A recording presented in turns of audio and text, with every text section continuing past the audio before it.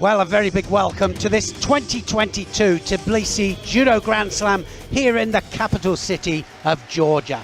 This unique city dating back to the 5th century with its diverse architecture once again plays host yet again to this incredible tournament, and we look forward to some amazing judo. We've seen some great judo in the early rounds and we're looking forward to some in just a few minutes. Today we have 5 categories battling it out, and we start the final block on day 1 with all the medal matches. To introduce our fighters, I welcome my co-commentator, Sheldon Franco Rooks. Very good afternoon, Neil, and a good afternoon to everyone at home, wherever you may be watching. The opening contest is in the under 48 kilo category, the first of the bronze medal contests. It features Katharina Tanzer of Austria. She's going up against Amber Hirschus of the Netherlands. It will be Tanzer in the white judogi, Hirschus in blue, and the referee in the middle for this one is Gostini Balas of Hungary. Well, we're looking forward to some great judo. We saw some great judo in the early rounds, and these are all medal matches now. Fought the final repechage matches off just before the break, and here we are back now. Look at the determination on her face. Yeah, she's going to need it because Hirschus is on the rebound here. She suffered a loss in the semi-final to Laura Martinez, whom she beat in the final of the Junior World Championships a few years ago. So, you know, no love lost between that pair. And she's going to want to pick herself up after that loss and come away with a medal. She doesn't want to leave here with a 5th place finish. Straight away into the attack there. Tanzer tries the Yoko Tomonagi, but that was straight off the Uchimata attack there by Gersh's.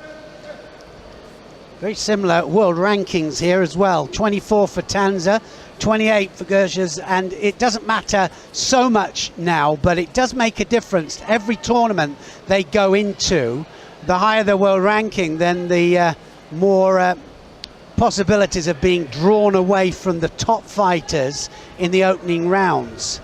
So it does make a difference. Of course, as we get closer to the Olympic Games, makes a massive difference then, because everybody then is going to either try and get in the top 8, certainly in the top 20, top 18, isn't it? Automatic qualification for the Games. I think it's gone to 22 now. Has it? Top 22. Men and women, isn't it? Or has it gone down? No, it's come down to 18. Yeah. It used to be up there at 22, didn't it? Right against left, these two. Tanzer right-handed. You can see that Gersh's is left-handed. She's looking for the Uchimata, looking for the way in.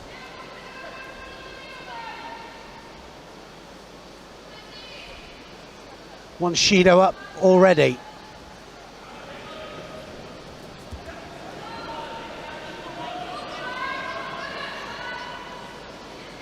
Gersh's has got to be a little bit careful when she goes in for the Uchimata. You've got to be careful when you're right against left or left against right, whichever way you look at it, that you don't overcommit with the big technique and then get countered. You've got to find the way in. If it's Uchimata, you've got to go right the way up the centre. Yeah, and we were talking about one of her colleagues earlier on, Larissa van Krevel, who executed 2 beautiful uchimatas earlier on. And I was chatting with Larissa about the support leg, and she says that during the uchikomi, it's the thing that she focuses on most. To get it central. Making sure that every uchikomi has that support leg planted perfectly so that it comes naturally during competition. It's interesting, isn't it, that the actual kata version is of course in the ashiwaza section, leg, and foot. it's all leg and foot, you know. So actually, the support leg is on the outside a lot of the time for that. But it's 2 different types of uchimata, really. The competition variation. Not that the great Ingrid Bergmans used to do the ashiwaza type of uchimata. She had a beautiful uchimata. No score yet. Looking for the Osoto there. Gershi's tried to come across a little bit more. She's got a Taitoshi that she stamps across there as well. Yes, that's right. We saw that earlier on. But you're quite right about the different ways of executing the technique. And if you look at, in particular, the 2, I suppose, best known exponents in recent times and just sort of recent past, Ono Shoei and not Suzuki, Inoue Kose, they are right up the middle. You know, they cut you in half, don't they? Absolutely, straight up the middle, yes. Well, for the non-judoka out there, the main aim is to throw the opponent flat on the back. That's an ippon. 3 other ways to score an ippon, and they are to strangle or arm lock your opponent for submission, or hold them on their back for 20 seconds.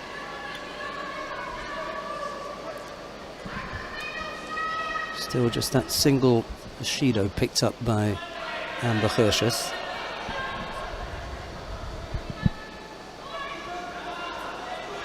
Oh, there it is. Now, she doesn't quite get the wazari. The wazari, the landing, has to be at 90 degrees. So the opponent has to land at 90 degrees there. And it's the upper part of the body to land at 90 degrees. The referee not quite sure about that. Remember that this score could mean the difference or not score. It's not 90 degrees, so they won't count that. It has to land at 90 degrees. Yeah, and he didn't give a score. They then thought about asking him. They want to ask him, so he gave the sign and they said, no, it's okay. We've already seen it. And I like it. They've just recently, because too many contests were decided when the opponent looked as if he just literally landed flat on the face. And so they made it more precise now. And of course, it's not quite like the old wazari. The old wazari was closer to the ippon. But the new wazari incorporates the old koka and the old yuko. So that's the way to look at it.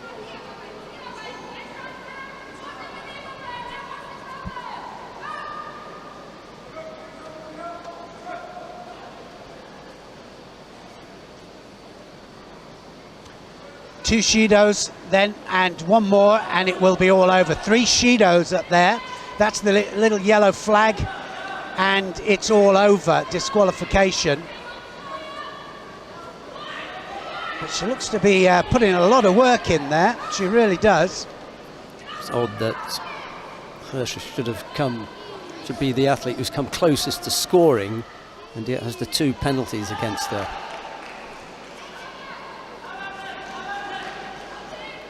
Tanza now looking for the turnover into the hold down. She might get it now.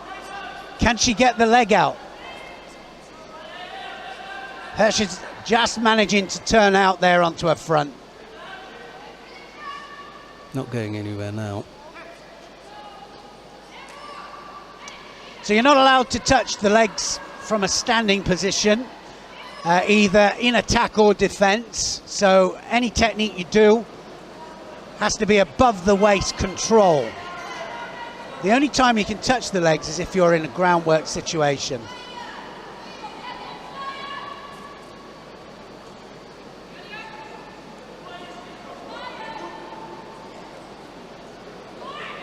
Uchimata again there, Hirscher.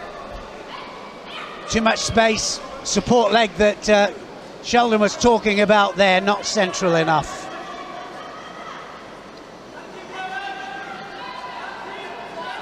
First contest of the evening session then, and now she went on ahead.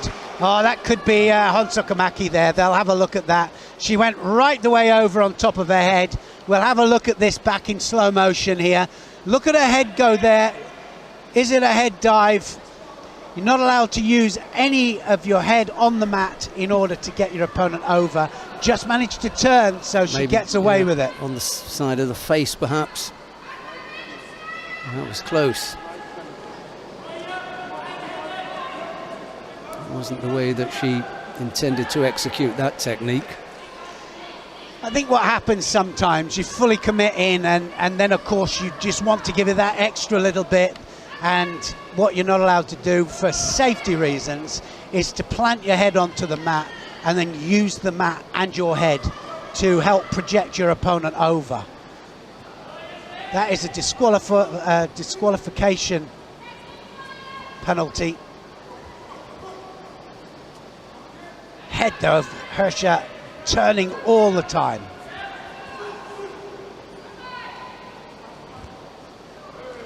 Needs to get the timing right when she's made an attack and Tanza is coming off it to come back in.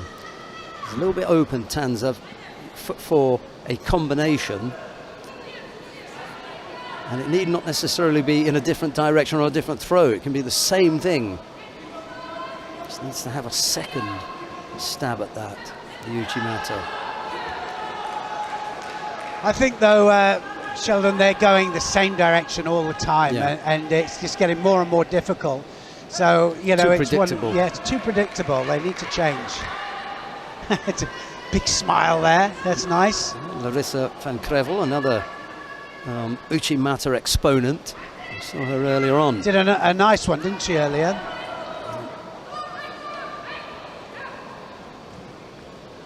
Anybody's match this. Then got caught herself by Distra Krasniki with a beautiful Uchimata. Yoko Tomonaga again, left-sided there, but... Possibility of a penalty here for that, because it didn't break balance, it didn't disturb Hirscher at all. Gets away with that. All about intention. Ooh. Suspicion of being overly defensive here. She managed to come up with a left-sided Uchimata attack just to get out of jail, if you like, because that looked a bit tricky there.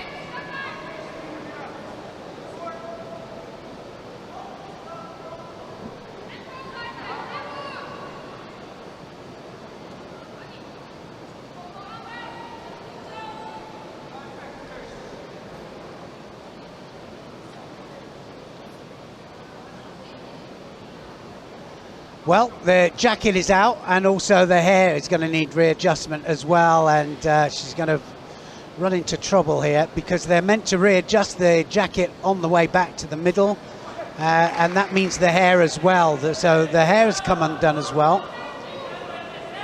I think a little bit dishevelled at the moment. Really needs to get the left hip that bit further across. Oh dear. Get out of there. Just starting to fall behind, isn't she? Tanza starting to dominate. It was an untidy attack, wasn't it? It really looked as though she knew exactly where she was going to end up. Well, one of them is going to pick up the world ranking points. There's some points for fifth as well. She might just get a third Shido here if she's not careful. Last time, I think.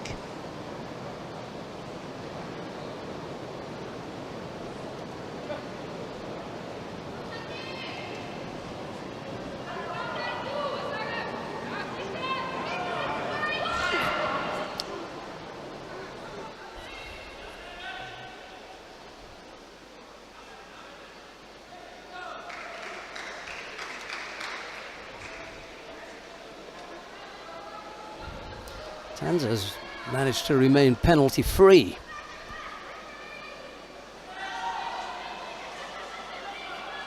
Jackets out again. Just to tidy that up before they get going. Needs a big effort here. Should be tucking that in. That should be part and parcel of their preparation now. They know they've got to tuck it in. They are professionals if they're here in Grand Slam tournaments.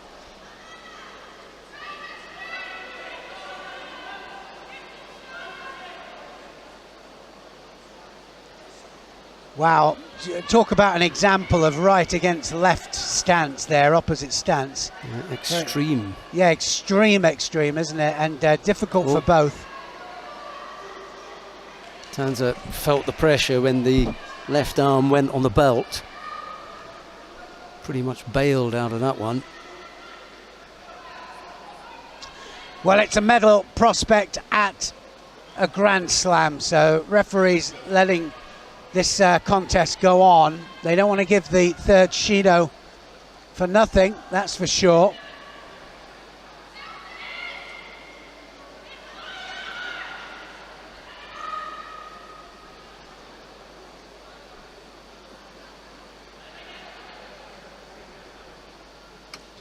Well, they must be getting pretty tired now. They're +2 contests in.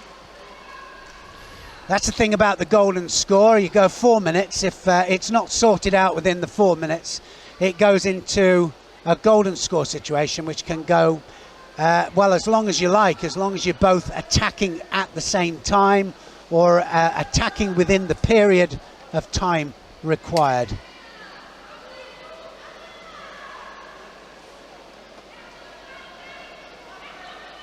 The other thing is that they've got to stay within that yellow area as well.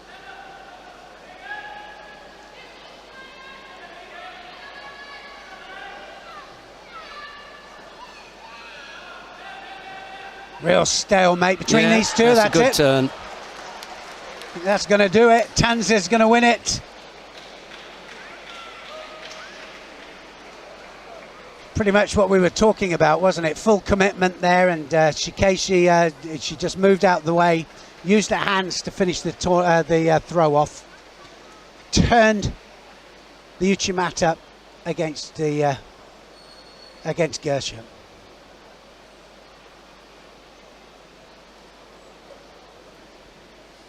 Disappointment for Amber Hirschus. Ends up with a 5th place but finish. But Katharina Tanza of Austria it is who takes the bronze medal. The first of the bronze medals in the under 48 kilo category after quite a battle with her Dutch opponent. It's a good win for Tanza.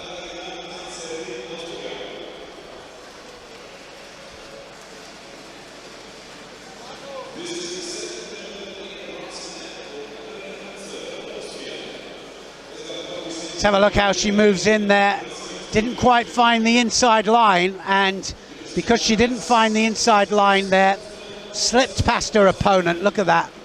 And the Uchimata Sakeshi there takes her flat onto her back. I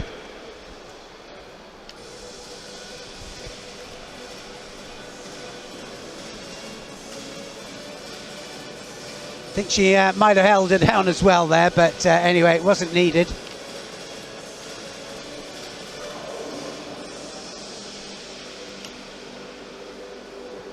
Coming up next, the second of the bronze medal contests in the under 48 kilo category. Blondine Pont of France goes up against Amanda Lima of Brazil. It'll be Pont in the white judogi, Lima in blue, and the referee in the middle for this one is Jean-Claude Jimbi of Gabon. Pont 1-0 up on the head-to-heads. Their world ranking pretty much the same, 23-25, and not far away from each other, so they're on the same path, you could say, for qualification. And qualification starts very, very soon, doesn't it? It's in fact, we're almost there, aren't we, for qualification? I'm going to have a look at because we've got the list 2 years out from the Olympic Games, qualification starts, and it normally starts with all of the continental tournaments. So that means European Championships, the Asian Championships.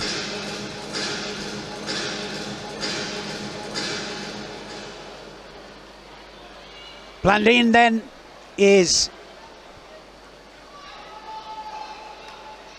wearing white here. Lima of Brazil wearing blue.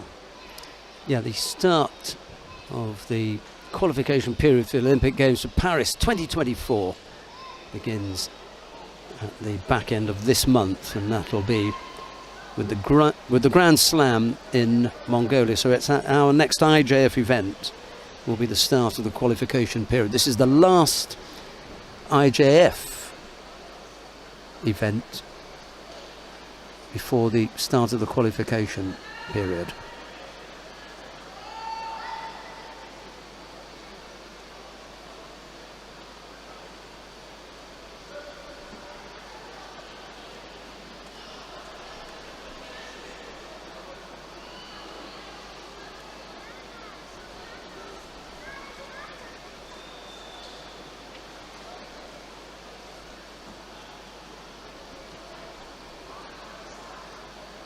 Well, this is what we were talking about with the Kumakata, snatching off. Got to go forward if you snatch off.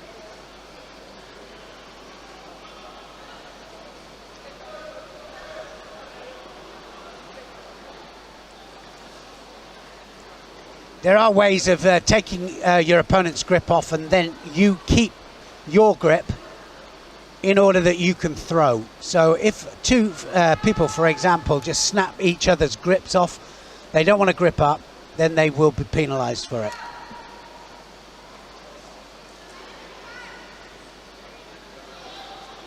Looking for the Osoragari there, Lima.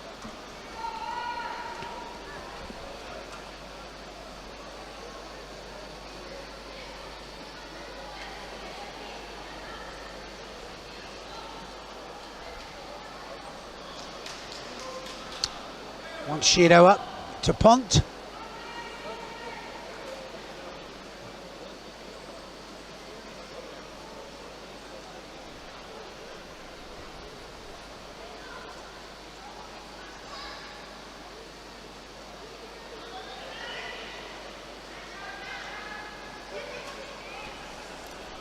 Almost able to take over that attempted Makikomi. It's an unusual position from Lima to attempt that Makikomi almost standing up, really too high, and almost got taken down.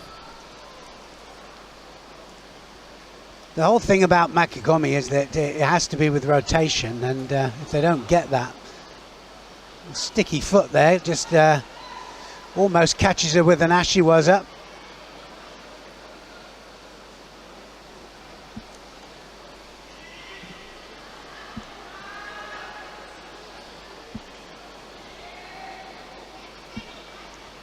Can she just roll her over? It's almost Obatori Gaeshi, isn't it? Doesn't look like it's going to happen.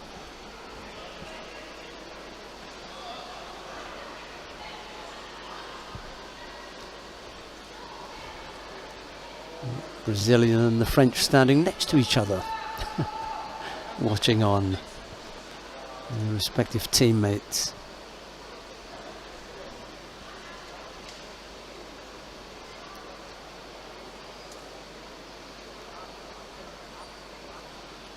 Well, looking for the transition. That's what everybody's looking for, is the transition from standing down to ground. It's what makes it different to BJJ or any of the jiu-jitsu, of course. More predominantly Newaza groundwork.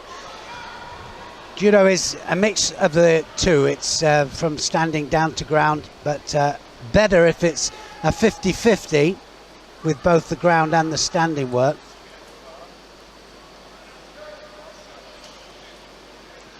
The rules used to edge more towards 70-80% standing for the judo, and then they've kind of changed it now. You get more time if it's progressive down in groundwork than you have done for a long time. It's going to be a second penalty. So Pont gets a second penalty. 2 Shidos up, 1 more, and it'll be all over.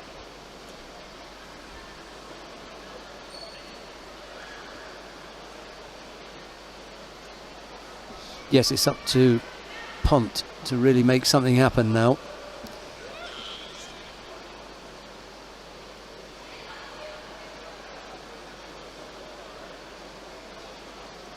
It's a little bit uncomfortable on the arm, Blondine Pont, after that last exchange. Not sure if that's what they're having a look at. Yeah, I think it is, just to have a look, see what technique it was that went into that arm. Yeah, it was. Yep, that'll be it then. So we'll have a look back at that and just see how that unfolds. They can't do any kind of Sodisura Komigoshi or any technique that applies pressure to the arm. Look at Blondie, she's so embarrassed. Kind of knew what was happening there, didn't she? She really did.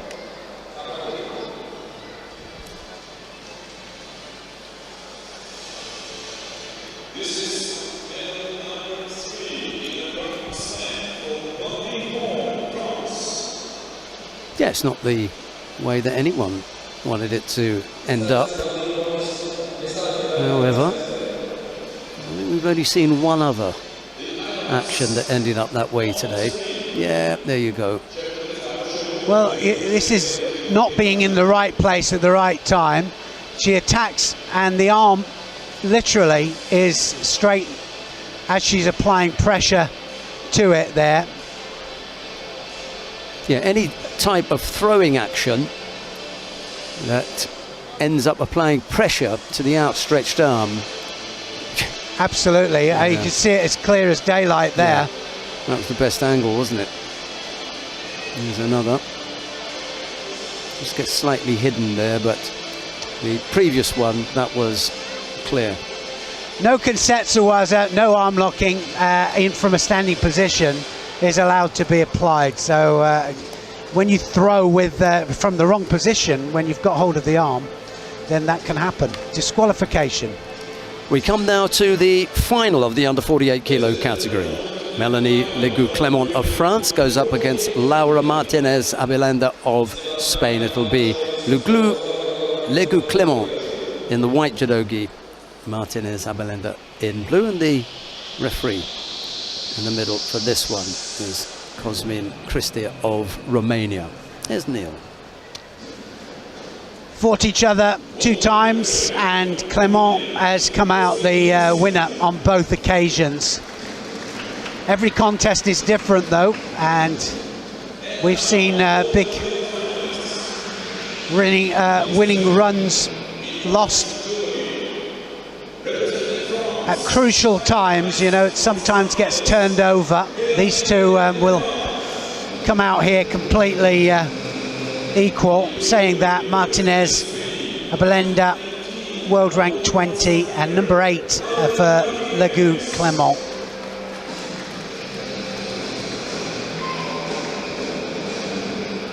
Martinez in blue, Legout-Clement in white.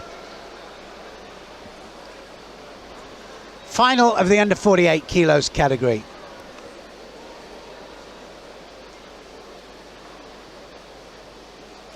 Straight onto the sleeves as well here. So many of the under 48 kilos and the 60 kilos as well, the men. Very low sleeve grips.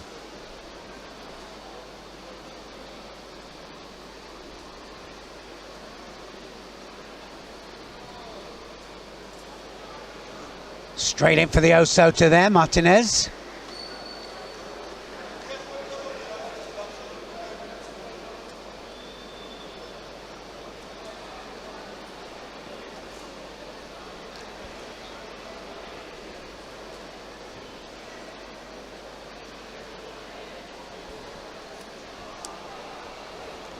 Looking for the Uchimata there, Legout-Clement. Had about 3 stabs at that.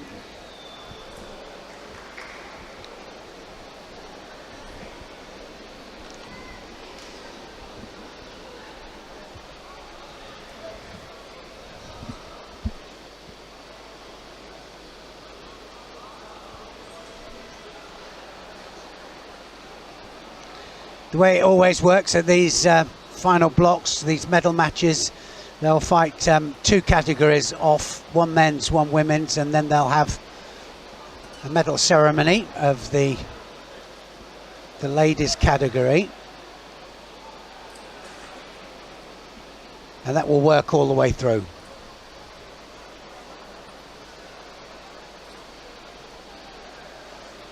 Was it Legu Clement who threw with Uchimata earlier on today? I think it was, wasn't it? I think it was. Here's a nice bit of Newaza here going on by Clement. She's going to go in for the Juji Gatami here. She can just hook in.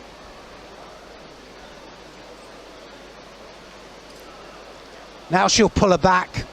Can she put the pressure into the joint? Look at the leverage now. She needs to put pressure onto the head as well as going into the joint. Would like to get the left leg free. Couldn't. That would have given her more leverage, more control. But Martinez didn't just step on the mat yesterday. What a clever fight up. Managed to hang on to that leg.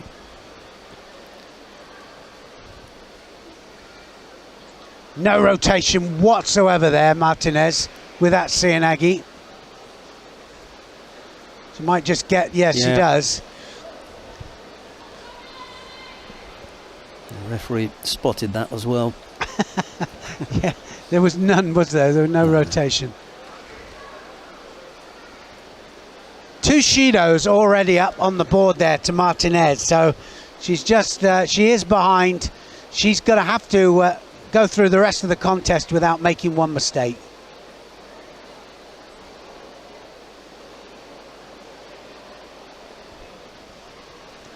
Is she going to go onto the arm again?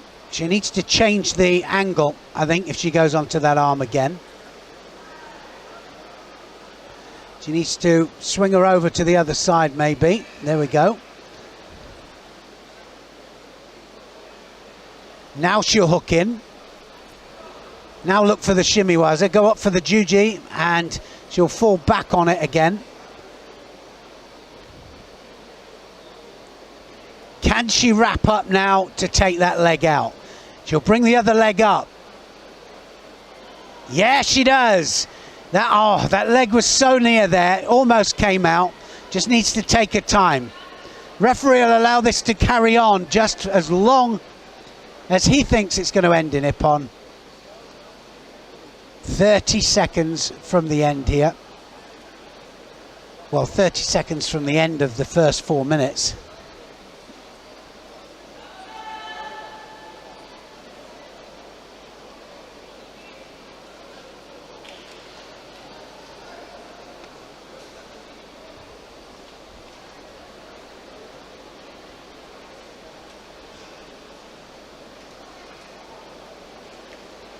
Certainly dominating this contest here. Clement on top. And it's all over. And 3rd Shido goes up to Martinez and never really got into the contest, did she? Gold to France. They've also got a bronze there. Pont snatched a bronze, and Martinez will have to be content with silver. Yeah, Martinez will feel as though she's done a lot of the hard work in getting to the final, and then really didn't give of her absolute best in there. Didn't really kick off. Never really got off go, did she? Disappointment for the Spanish fighter. Pleased to get into the final, of course, and she'll go away with a medal, some prize money, and the attendant points. But you want to win, you get that far, you really want to take it and give a better account of yourself. Anyway, I think it was the absolute dominance, wasn't it, of Clement. She was very good. Her posture was good all the way through, and that lady there was in her corner. That helps. We come now to the first of the bronze medal contests in the under 60 kilo category. Turan Beyramov of Azerbaijan goes up against teammate Rovshon Aliyev. It'll be Beyramov in the white judogi, Aliyev in blue. The referee in the middle for this one is Turbat Ensetseg of Mongolia.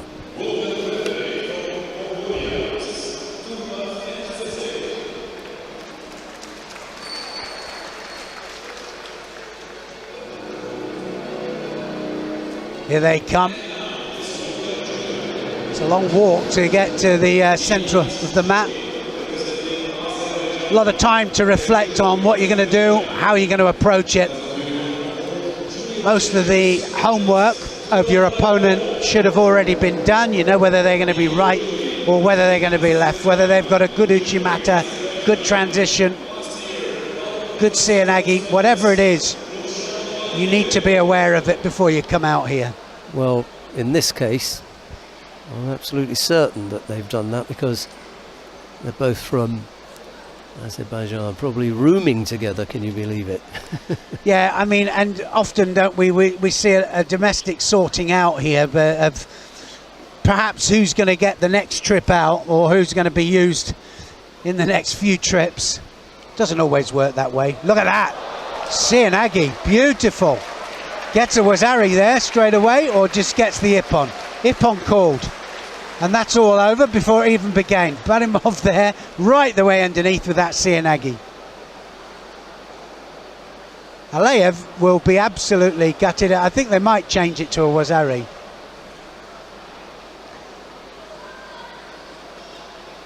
Drop down, seoinage. For me, it was it was a wazari because it was two different movements. That's what we've said in the past anyway. It wasn't even a roll, it was a stop and then go. So it's going to be changed to wazari. Confirmation of Neil's explanation there after the replay. Changed to wazari, initially given by the referee as an ippon, but after the review. If it rolls continuously, then sometimes it can be given the ippon. If it has two different movements, then more often than not, it's a wazari.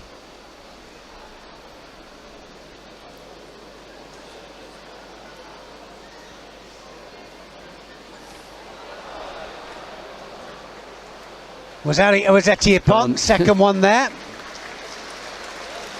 How easy did he make that look? Yeah, definitely had the beating of his teammate there.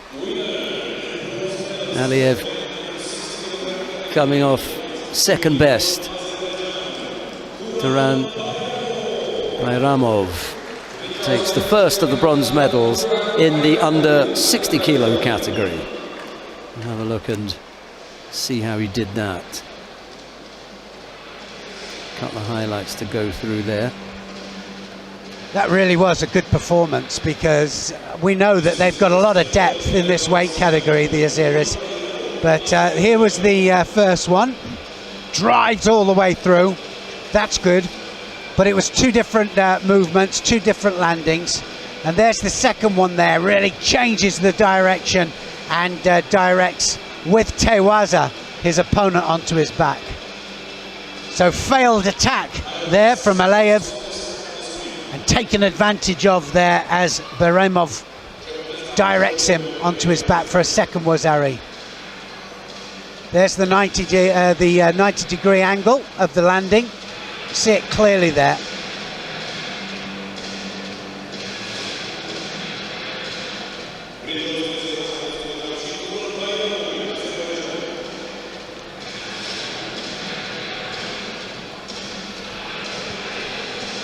I think we're going to see a lot more of this man, Beyramov. Coming up next, the second of the bronze medal contests in the under 60 kilo category. Koga Genki of Japan goes up against Lukumi Chukvimiani of Georgia. It'll be Koga in the white judogi, Chukvimiani in blue, and the referee in the middle for this one is Ramzadin Saidov of Uzbekistan. Well, this could be an absolute cracker, couldn't it? I mean, it could have easily been the final. And both of them.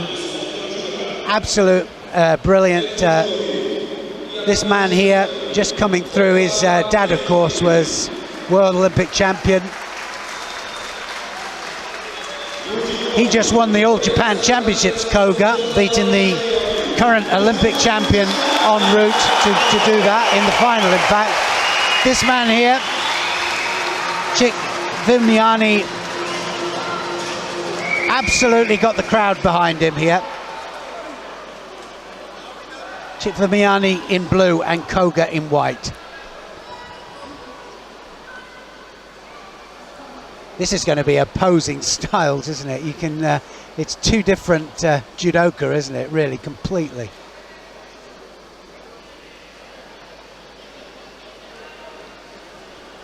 Vimiani up and out of there fairly quickly. I was going to say, how disappointed do you think he was losing to the youngster that we're going to see in the final?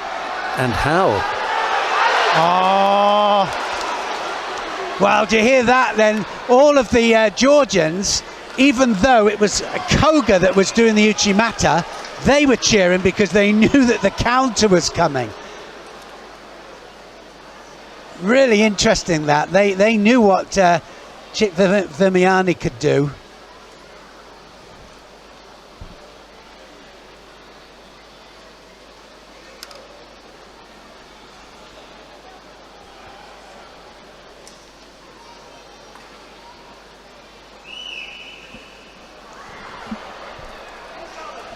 Sumigashi there from Koga.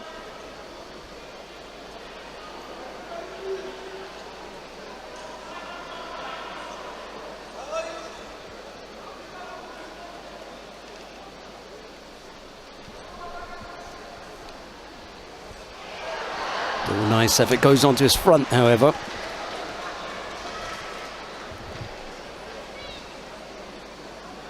Well, I like the fact that he likes the newaza as well, Koga. It's not just all about standing, he likes to go down to ground as well.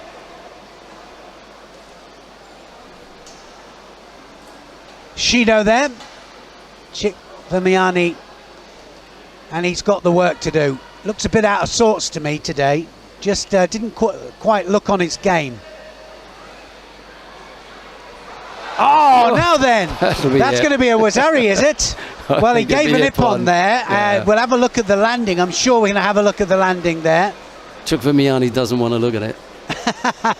That's for sure. He's seen it once, or felt it once in any event. Yeah, that's done. Vimiani then didn't even contest that, did he? Straight away over.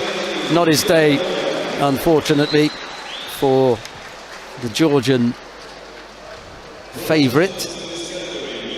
Started the day as the #1 seed, but it's Koga Genki of Japan who takes the first of the bronze medals in the under 60 kilos. Sorry, second. We already seen Miramov defeat Aliev. Koga takes the second. Well, this is what you don't see that often from a Japanese fighter, one that catches a Georgian at his own game there, and look at that. Taniotosh, or was it Uranagi? I think more Uranagi, wasn't it? More hips. Arm round the back. Now look at how he steps around here and really uses the hips to take him back. Good control of the upper part of the body as well. Absolutely hip on that. Yeah, now you can see it from a different angle. Look at the back patch here. Back patch disappears there, and the referee was right on that, wasn't he? Even Akimoto thought it was worth ippon as well. He knows a bit about it. He does. Dumped a few for ippon in his time. So disappointment for Vimiani. But there's a possibility that the Georgians could take the gold medal here. Absolute cert, actually, because we come now to the final of the under 60 kilo category, and it is an all Georgian affair. Georgi Sadalashvili goes up against Temur Nozadze. It'll be Sadalashvili in the white judogi, Nozadze in blue, and the referee in the middle for this one is Roberta Chioglia of Italy. Here's Neil. How impressed were we of Saakashvili earlier on? I mean, the junior world champion. Here he is. He's going to be wearing white, and I said that it's always nice because you can see sometimes the juniors coming through, but absolute brilliance from him. This man here, also in the final, Nazadze. World rankings will change here. The crowd are up on their feet. Should be an absolute cracker. We had a little giggle with Saakashvili on the way out to lunch. Neil and I bumped into him in the corridor, and he had scratches all over him. He was still up for it though, ready, chatting to a couple of the senior Georgian players who were giving him some advice. See how he gets on here. Now then, look at this. He's not junior world champion for nothing, I tell you, and he has so much talent. Semi-final there. Chitfamiani didn't stand a chance. Got caught twice, actually. Once for a Wazari, once for an Ippon. What talent. And what a place to show it as well, in front of your home crowd.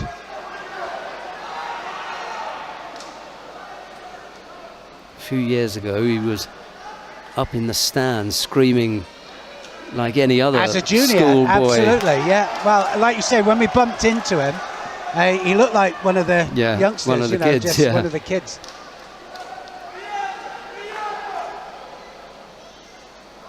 He would have had dreams of one day representing Georgia. Oh, now then.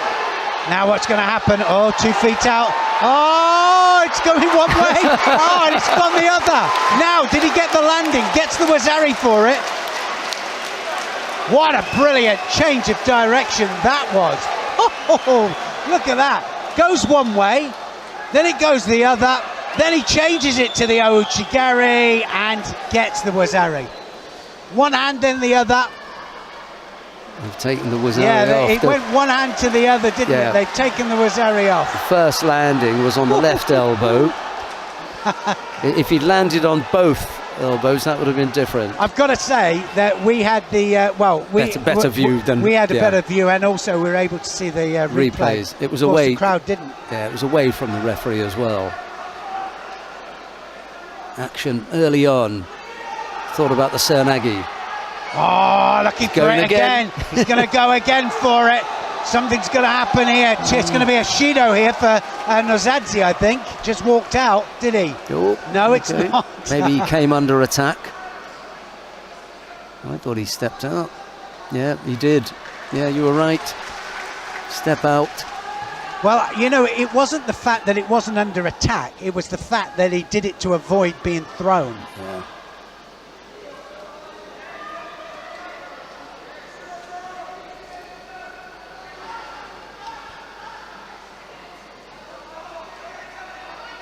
It was always going to be exciting, this was.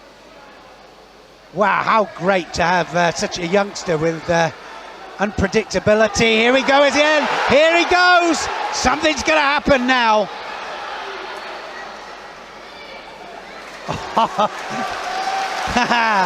Crowd absolutely loving this. So are we here in the commentary position. Little bit of an escapologist. Well, it's this change of direction, readjustment.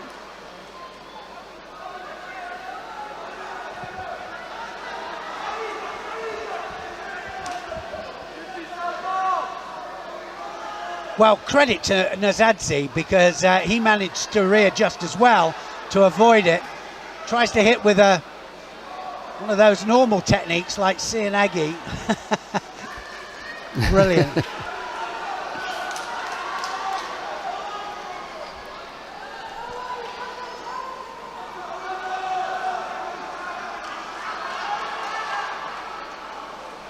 Well, these two are doing their country proud. This is great judo.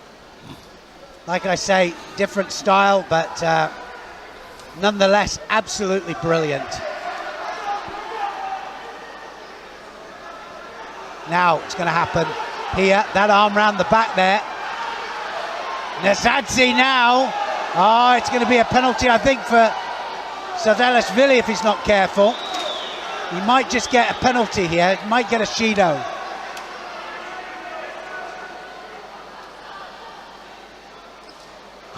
Gets away with it. I was trying to identify how to give the penalty for that blocking, but well, talk about readjustment of balance there. I mean, how many readjustments have you got to make?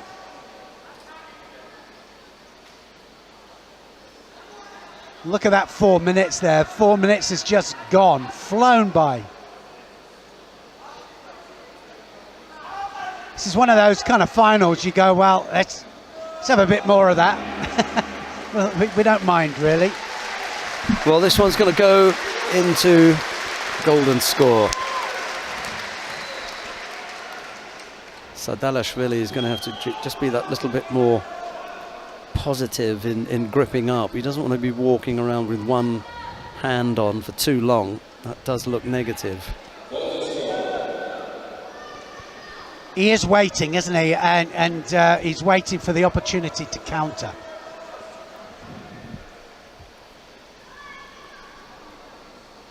Don't forget that these two obviously train together a lot, and so you have a situation here. Yeah, I think so as well. They're going to have to grip up. Is it going to be a Shido piece? Yep, 2-1 now. Often when you get these domestic matches, they don't they kind of cancel each other out. I wouldn't say that that's what's happened here. They're going to go again, and a good technique this time.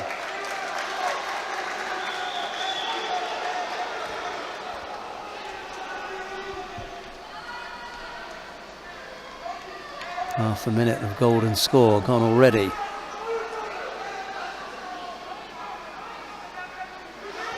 Sadalashvili's going. Oh, and he did the right thing there, didn't he? Nazadze did the right thing. Excellent.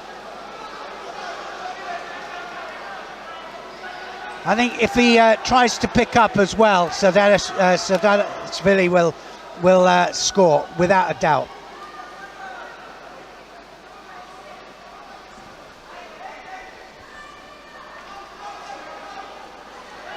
Now he's going to go for it. Just got to keep up with the tempo of the contest, and he doesn't. So he picks up a second penalty. Never heard a Shido cheered so loudly. Yeah, it's difficult, isn't it? I'm trying to get the read on the crowd just to see who they're going for here. Nazadze sounds fairly popular. No whistles or boos when Sadalashvili picked up that penalty. That would have been a good indicator. So 2 penalties each. One hand on, like you said.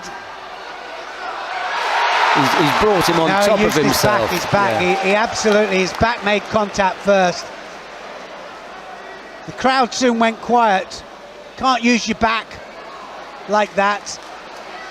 If it's a counter, as a direct attack you can. Your back can't make contact with the mat. Well, it can, but you just don't get the score.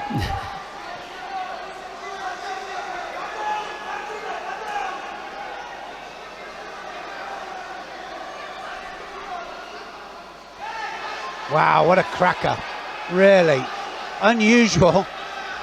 But he's going to have to do something here. Now, a little bit of inexperience here from Sadalashvili.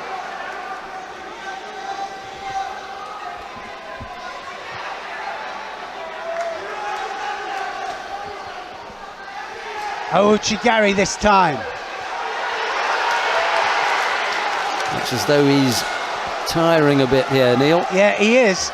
A little bit of inexperience, and he's not used to losing as well, is he? Yeah. He's come out the junior competitions, he doesn't lose very often. He's a winner.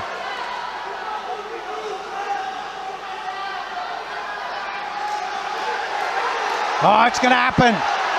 Uchigari. Now then, Osotagari. Oh, now then, who's it going to be? Oh, absolutely brilliant. And the crowd are on their feet here.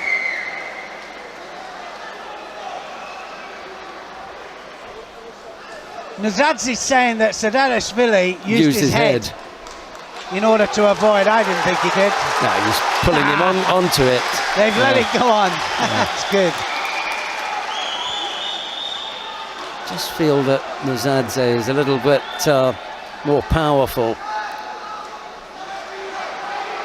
Oh, now Ouchigari didn't get the landing. No. And Nazadze is beginning to lose it here because he's asking the referee and the commission for various things and gesticulating. I'm not sure why it is that he's lost his concentration. A little bit of desperation, isn't it? You know what I mean? And it's almost as if they're going, what do I have to do to put this guy on his back? Or his side. Either one will do. But Sadalashvili is the one who comes up with the attacks, and Nazadze seems to respond. And he's going forwards as well, Sheldon. It's all forward now, and like you say, it's all changing. Did he go outside? No, it's part of an attack. Here we go again. Could Anybody's be here. Match. Could be here. One more big attack from Sadalashvili.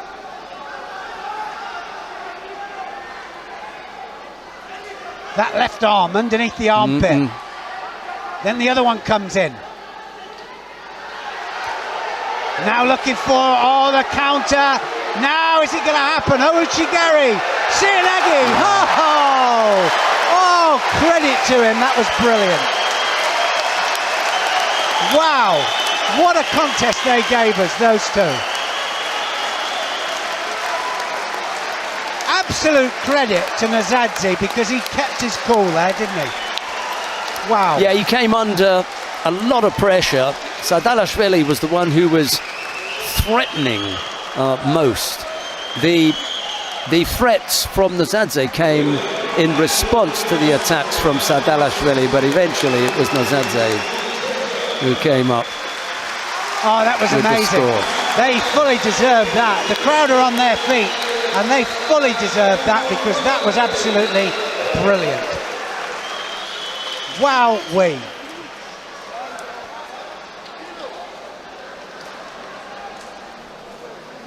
Well, if you want to show everybody else all over the world what your 60-kilo players can do, that was just incredible.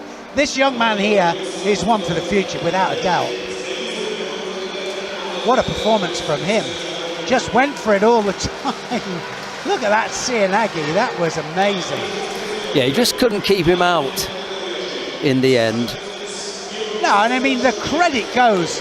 347 of golden score as well. It's not surprising that he got, overpowered in the end. And I think that was all it was. And I think Sadalashvili, you've got to say, even on top of his hips there, he was still going for it. Still going, what can I do now to make this my own, But anyway, credit to this man.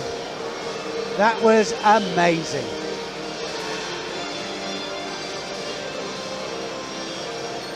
Well, did he get the Ippon or did he get the Wazari? Wazari, yeah. Yeah, Wazari should have been. Landed on both his elbows, but oh wow. That was enough. And that's what I like to see. Look at that. Points to the winner. The winner, and he says, yep, okay, I accept that. He took it well, didn't he? That shows a great champion. We come now to the awarding ceremony for women in the under 48 kilo category. The medals are being presented by the International Judo Federation Education and Coaching Director, Mr. Mohamed Maridja.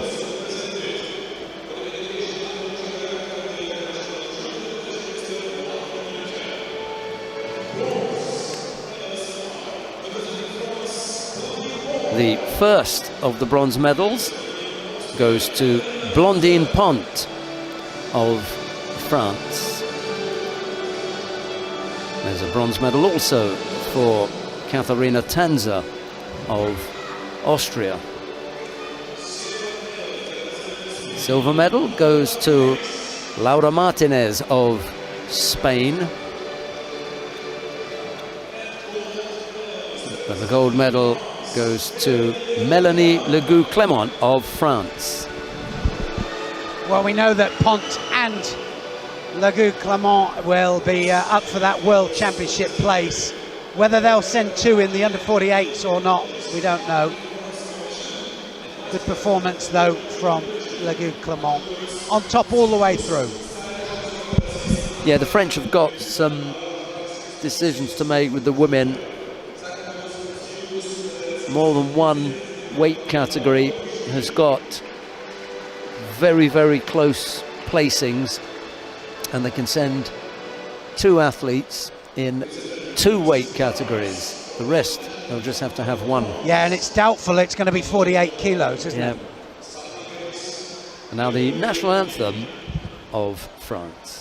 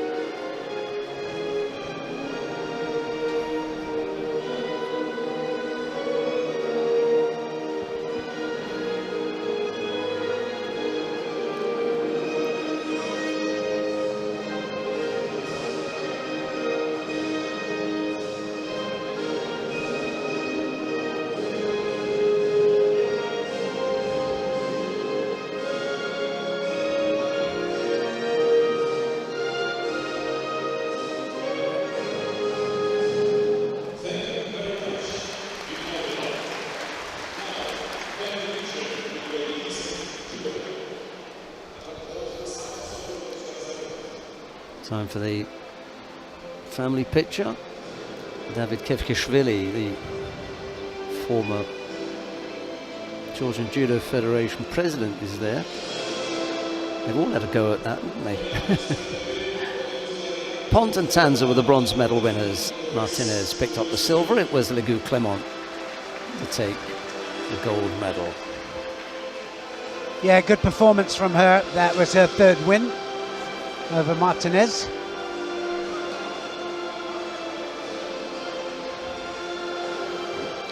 Right, we come now to the first of the bronze medal contests in the under 52 kilo category.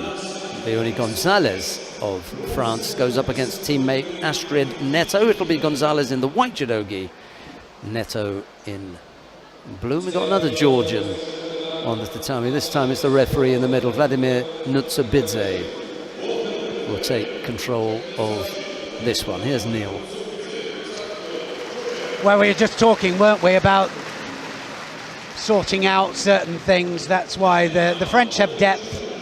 So, and they've got a very, very strong women's team at the moment, with world and Olympic champions contesting it out in certain weight categories. And as Sheldon just said, only 2 weight categories are you allowed. You're allowed 9 representatives from 7 weight categories. That means 2 weight categories you can send 2 in, men and women. Yeah, I had the feeling as though I'd left people slightly confused, so I'm glad you tidied that up, because even I was confused after that. So Gonzalez is in white here, and Netto, she's the one with the highest ranking, of course. So they're world ranked 4, Netto.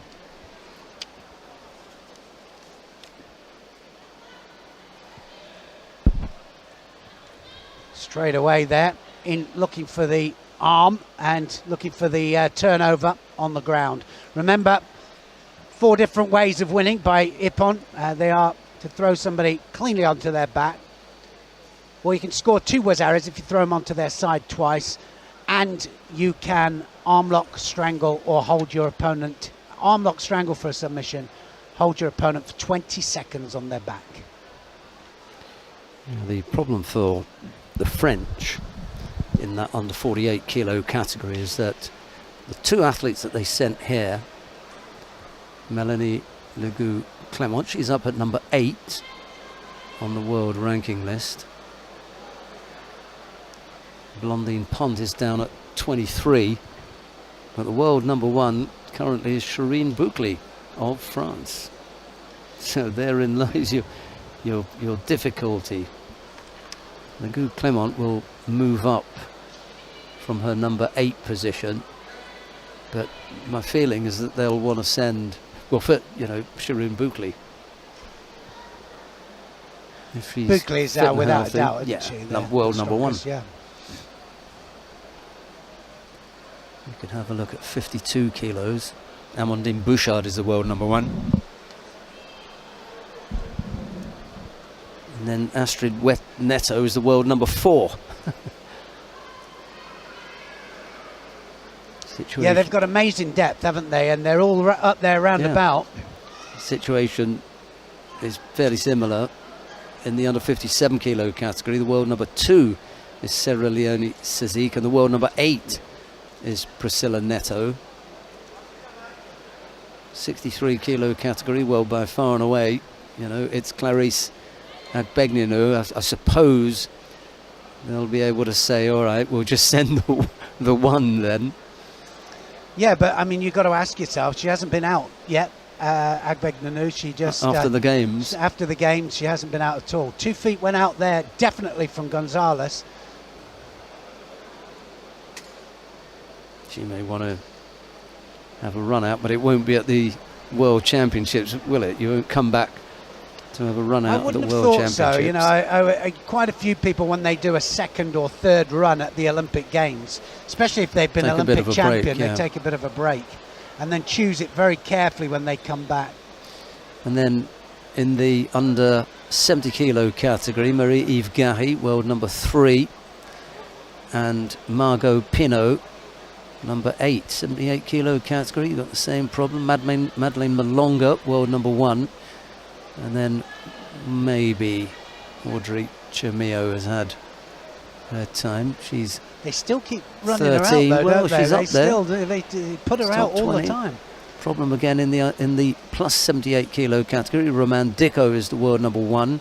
Julia Tolafua is the world number 4. And the world number 6 is Leah Fontaine. That's amazing, isn't it? So you've got 3 in the top 10 from France.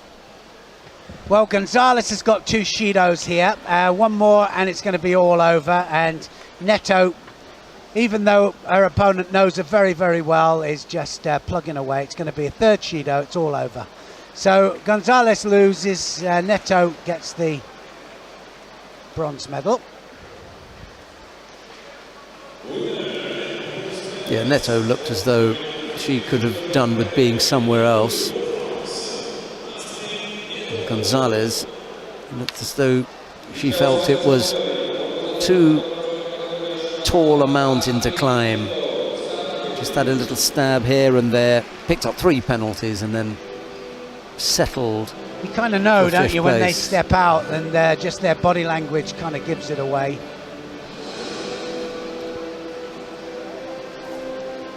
Neto dominating then with the grips. Definitely the one that came closest to scoring. 3 Shidos decides it in the end. Reasonably quick time as well.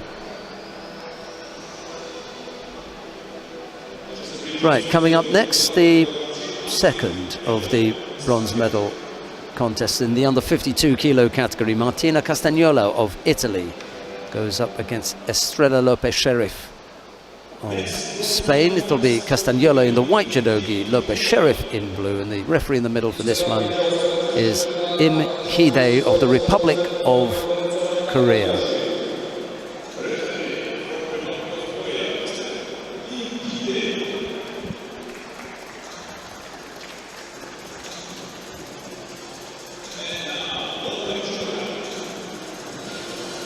Castagnola of Italy in the white here. Lopez Sheriff of Spain is in blue.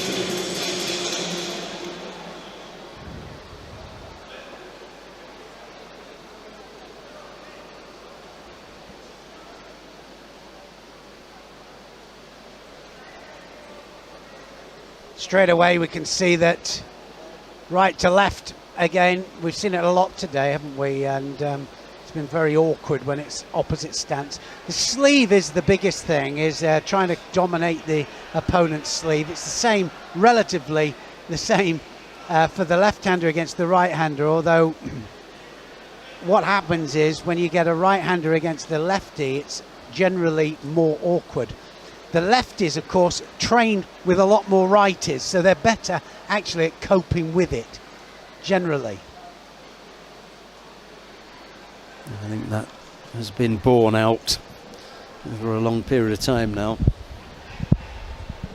Yeah, I mean, it just is a fact. There's 70% right-handers as opposed to left-handers, so the lefties fight more righties in training. That's so they become better at it. And certainly for me, as a more predominantly right-handed, although I could go left, I found lefties more awkward.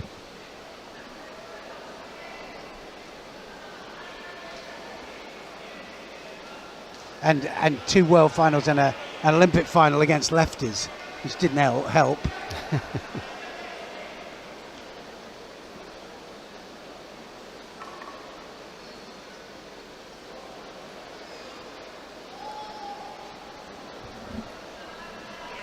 Nice little kouchi that. I've seen her do that. Little sticky foot kouchi. She just clicks onto the inside of the foot, pulls it in.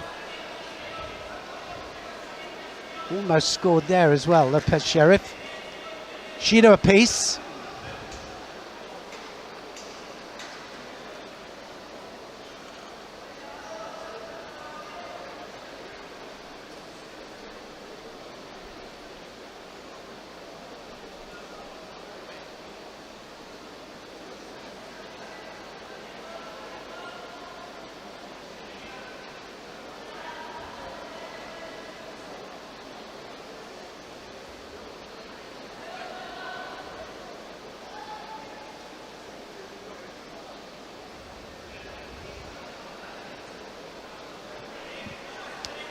Almost halfway through the contest then.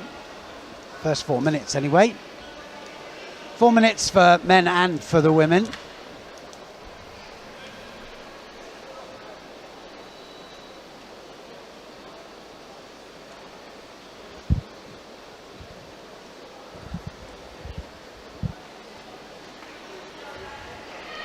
There it is again, that little kouchi, isn't it? It's just a nippy little kouchi gari there. She gets a wazari for it. It's not by accident.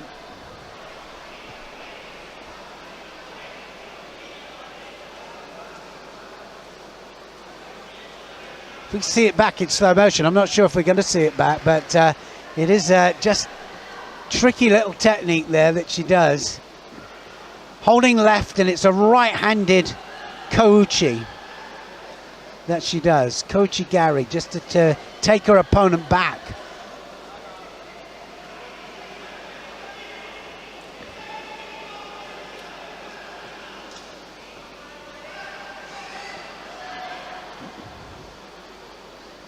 Now she's got to go forward. Casanola knows that she's got to do something there. That's going to be a Shido. That'll be a second Shido there. Given that Shido away, I thought, you know, she literally, there's the kouchi there. She just, the right foot there, just pulls it in, uses the hands to finish it off. This could be the Shido, second one. There it is. Threw it away. And you can't afford to do that. She's got a minute 23 now to hold on. That was the thing that I found most disconcerting, the fact that there was so much time left on the clock. Give up that penalty then.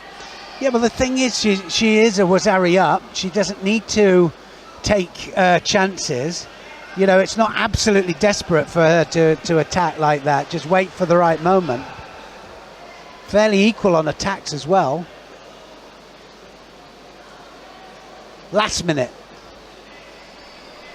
She's going to change it for the kouchi again.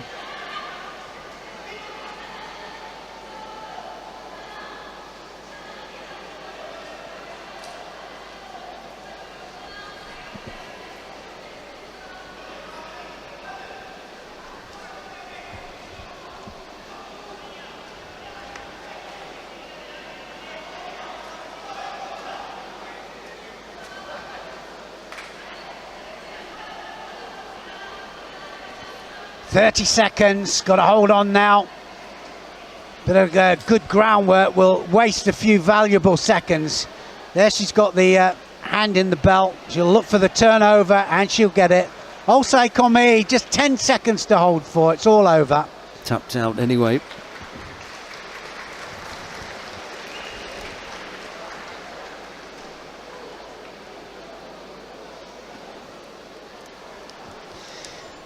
Strange, isn't it, that Casanola there fought so well for so long and then just gives it up at 16 seconds to go. Could be carrying an injury, maybe. Knew she couldn't get out of the Osei Komi possible.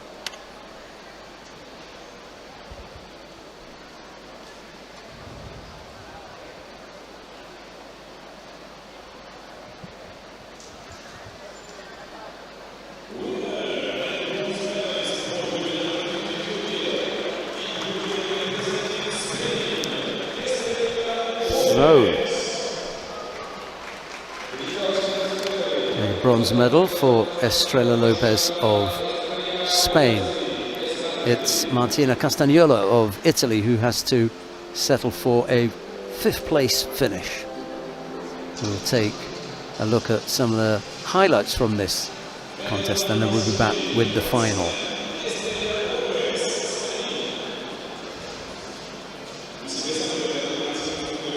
There's the little coach Gary there to just changes from the left to the right stance there, just flicks the foot forward. And here's the little bit of Newaza here, was looking for this a couple of times, just needed 10 seconds, but actually her opponent tapped out. So it was all over. Lopez Sheriff, well-deserved bronze medal.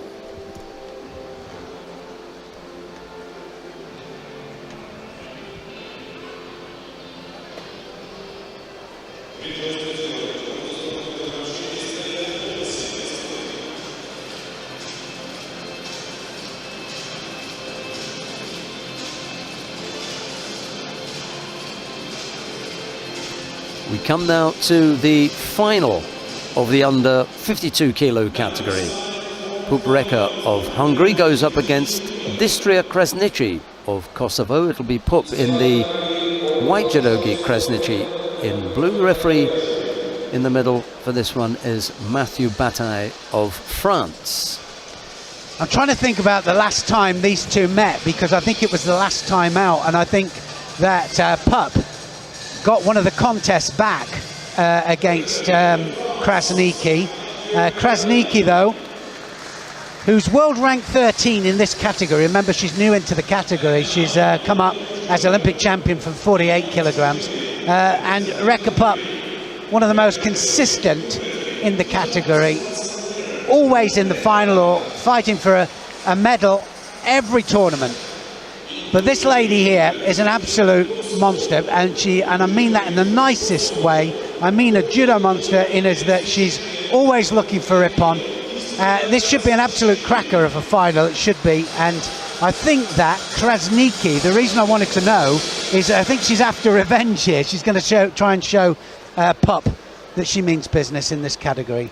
Yeah, you're quite right. Krasniki leads the series 2-1, but the last time that they went head to head, it was Pup-Reka who came out on top.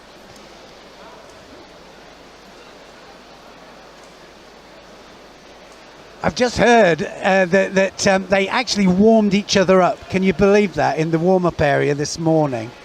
Yeah, well, I chatted to Krasniki during the break, and she was talking about Larissa Van Crevel and how they were looking for a warm-up partner. I thought, well, maybe her warm-up partner doesn't know the start time or something, but apparently she didn't have one. So amazing, though, isn't it? You know, and here they are in the final, but yeah, they can just lay it to rest there, not show everything that they do, of course, but interesting. She'll have to do something with that sleeve that she's pinning down there, Krasniki, You can't just pin it down. Oh, look at that. Oh, dearie me. Osotogari there gets the Wazari. Now just needs to hold for 10 seconds.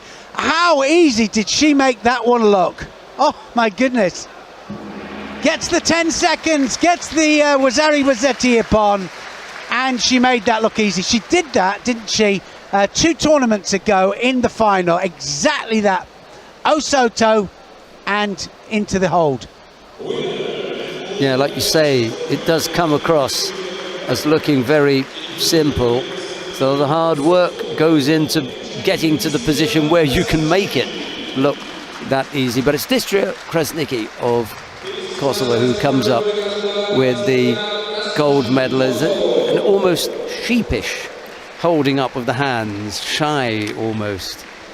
Absolutely brilliant, because that was against a really good, up on form, world rank number 3 in a new weight category, you know. So she's still finding her feet a little bit, and she took Pup out as if, well, what can I say? She made that look easy. She really did. Osotogari, and you just can't give her that angle. That lady there is so good with that Osoto, and you can't give her that angle there. I think Pup will be looking at that going, I really made a big mistake there. My body positioning was all wrong. Krasnicki came in here this morning as the number 3 seed. So she's made her way to the final, having defeated the number 2 seed, Astrid Netto, in the semi-final, and then the number 1 seed, Pup Recker, in the final. So, well, that's 2 tournaments now. I mean, the 2 gold medal matches that she's won, she's done it with the Osoto. She did it against, I think, the Croatia in one of them, and that was brilliantly taken as well. And now she's just done it here against Pup. Wow. Well, stay with us. Judo action. It's brilliant. And we're going to have a medal ceremony now of the men's under 60 kilos. Yes, indeed. The athletes are lined up at the far end of the competition hall. And we should... There they are.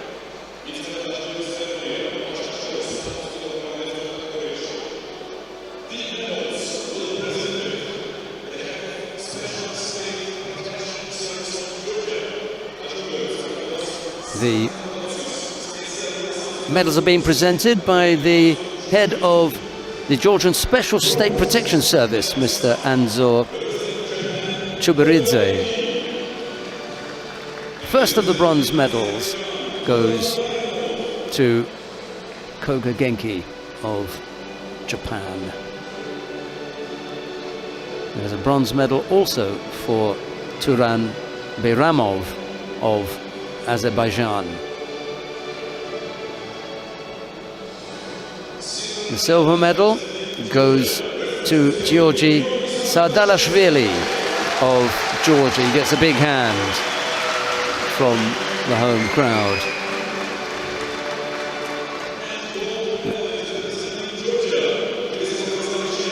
But the gold medal goes to Temur Nozadze of Georgia, gold medal winner. Absolute brilliance. This fight was the fight, well, of so many tournaments. I just can't tell you how appreciative everybody was here. The effort that these two put in. And there is the flowers are being presented by Lasha Bakauri, the Olympic champion. The two Georgians feel as though they've had something for their birthdays. Absolutely. Big smiles from the two young men there. Now the national anthem of Georgia.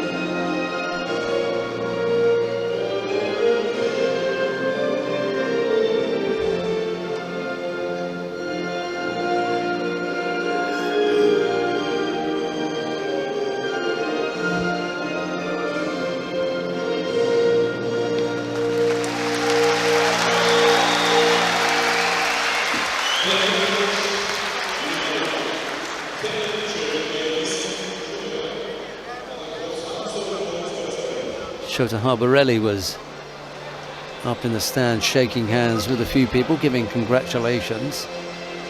Been a while since we've seen Shota. I'm just trying to see where he is. Had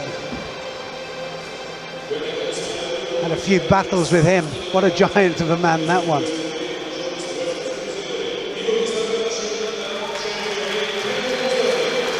There's the winning quartet.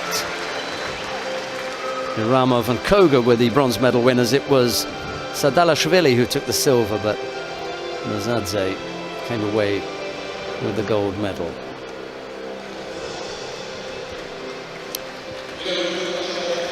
Right, we come now to the next weight category, which is the under 66 kilo category. The first of the bronze medal contests features William Lima of Brazil. He goes up against Vaza Margvelashvili of Georgia. It'll be Lima in the white judogi, Margvelashvili in blue, and the referee in the middle for this one is Jose Ordonez of Honduras. Here's Neil, still looking for Shota Harborelli. Yeah, no, I wasn't really. Margvelashvili doesn't quite look on its game today, but still up there round about. William Lima, seen him out a few times, some of the Grand Prix, Grand Slams, and got great technique, always capable of pulling an ippon technique out of it. Margvelashvili will have to be careful of that. Two big throwers, totally different styles.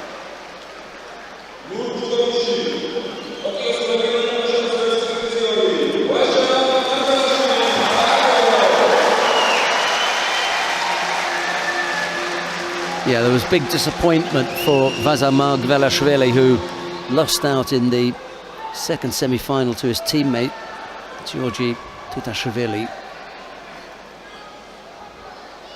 Margvelashvili fancied a place in the final for himself. Unfortunately, it didn't turn out that way. Lima had to come through the repechage.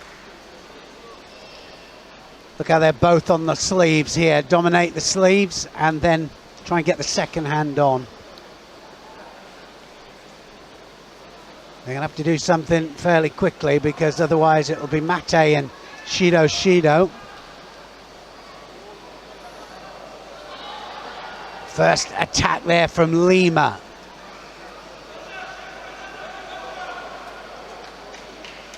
The kumikata, the gripping strategy, is so important, because certainly now with the new rulings, more opportunity. I think when you snap a grip off of your opponents, you've got to try and keep it. Oh, look at that! Wow, that was a Georgian style technique there from Lima.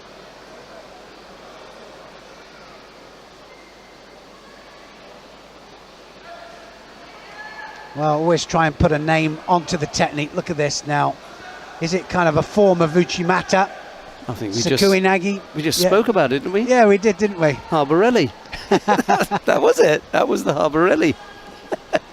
No, Harborelli goes the other way. Okay. It changes the way. So the front direction is over slightly the back. Yeah, yes. sorry. Yeah. But the lift is from the front and yes, then over absolutely. the back, rather than the front and turning. Yeah. Yes, indeed. They always have a Japanese translation, though, don't they? Yeah, I haven't worked that one out yet. As you say, you like to put a name to it. I'm sure that what they would say is that it's some variation of Uchimata. Or Sakuinagi? Yeah. Sakuinagi. We'll ask that table for the classification of waza. We're in Tokyo next. Will indeed. Right, we're back underway. Margvelashvili has picked up a single Shido. Oh! Now then. Brilliant. Total overthrow, though. We'll have to see where that landing, because it might have turned completely onto its front there with the landing. Referee's given a wazari to it. Prime example that of don't don't just call out. Yeah, it's a total overthrow. So when we see it back in slow motion, you'll see that he doesn't get a landing onto the side. It's just too far over. It doesn't matter how high they go, you've got to get the landing. How spectacular it looks. You can get conned into thinking that there's a score there. Oh, now again. Oh, there is now. No doubt about that one. Wow. I give that a Wazari, I don't think. Wow. Well, that's not Wazari, is it? No, definitely not a Wazari, that. That was thumping, absolutely thumping finish there from Mark Velashvili. Lima says, yep, yeah, okay. I'll take that. Slight correction there with the hands, enforced his opponent to land absolutely cleanly onto his back.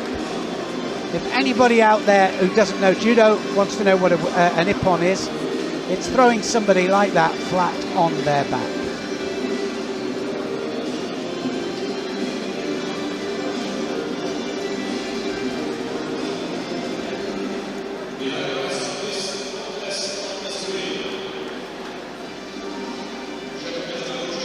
Here it is. Look at the hips and look at the landing. Oh, wow. Well, we didn't see the first one, did we? We wanted to see the complete overthrow. Are we going to see it? No, just going to see the ippon. Well, we might, we'll see it from 3 different angles here. You could see that 1,000 times, couldn't you? If you're Georgian.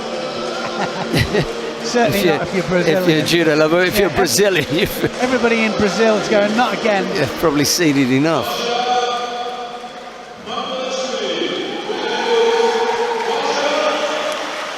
Well, he delivered for the fans in the end, didn't he? They wanted That's what they wanted. They wanted him in the final.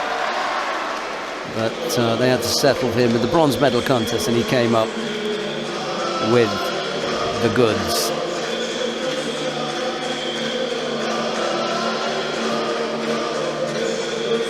Coming up next, the final of the under 66 kilo category. Mukhriddin Tilolov of Uzbekistan. Beg your pardon, we've still got another bronze medal match. It's the second of the bronze medal matches. Mukhriddin Tilolov of Uzbekistan goes up against Tanaka Ryomo of Japan. It'll be Tilolov in the white judogi, Tanaka in blue. The referee in the middle for this one is Vitaly Sulima of Ukraine. Sorry about that. Jumping the gun a little bit there. Well, we can. It's easy to do, isn't it? You just get carried away with the some of the ippons. It's just amazing.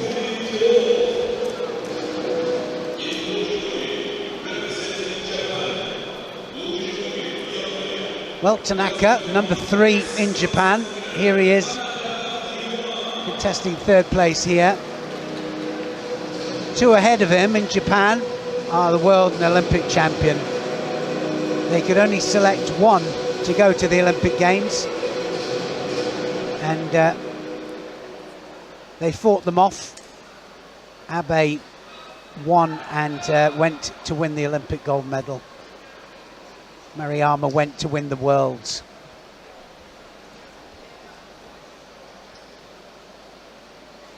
Nice Ouchi, that's going to be a Wazari, I think. That landing there was on its side.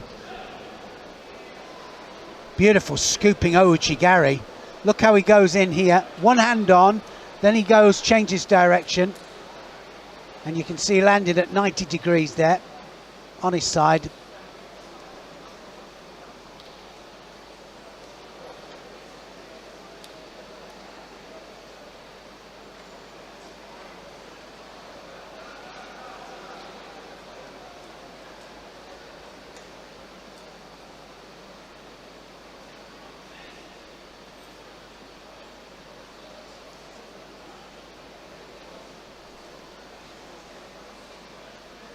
Little bit of panic stations there from Tilovov.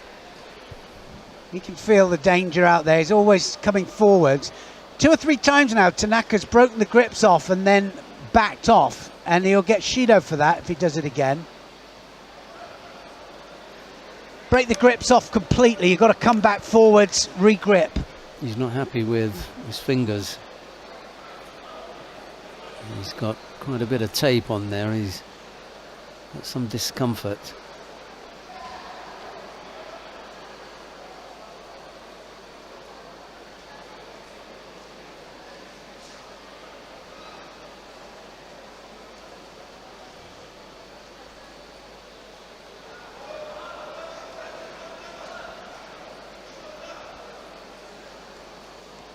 See there, Tilabov wants to get close, and he can feel the danger there, Tanaka.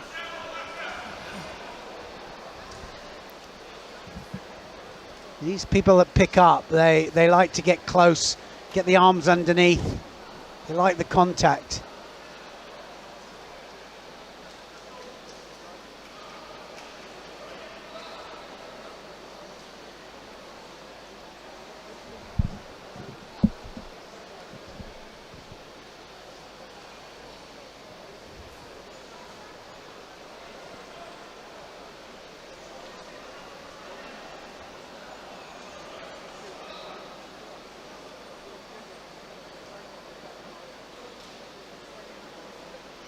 Oh, that's it, it's all over. Sodi Kamigoshi. Well, we can say that was Sodi, I think, because that was lifted. It went upwards, didn't it? Lift pull, went up.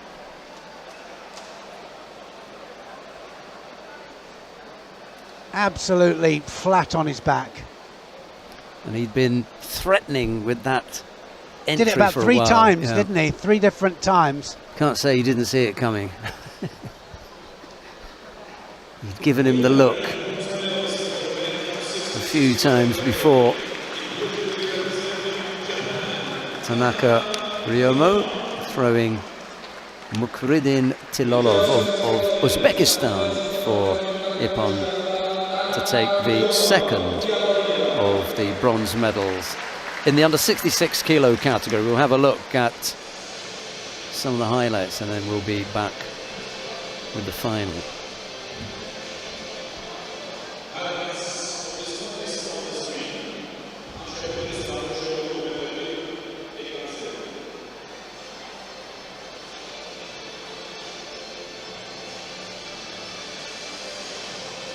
Threatened it about 3 or 4 times, and in the end made the readjustment with the hips.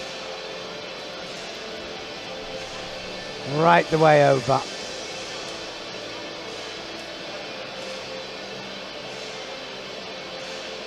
And I don't think he was going far from there, was he? Yeah,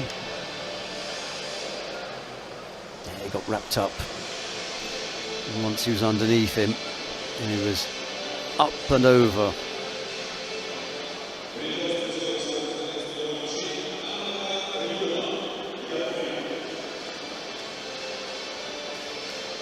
Now we've got the final of the under 66 kilo category. Denis Vieru of Moldova and Georgi Tutashvili of Georgia. However, in a previous contest, Georgi Tutashvili picked up an injury. He's not going to be able to compete. So Katerina Martov, the referee in the middle, is only going to have the one athlete out in front of her. She'll just have to go through the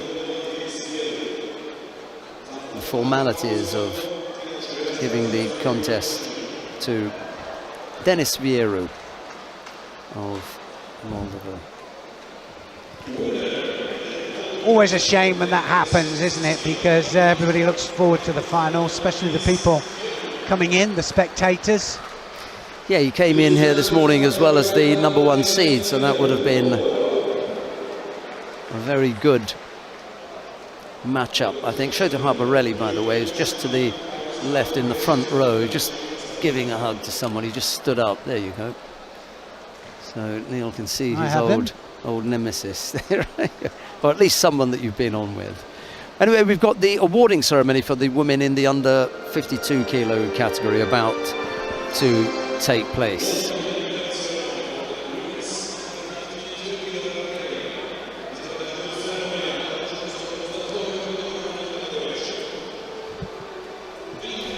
medals are being presented by International Judo Federation Sport Director, Mr. Skanda Hachicha.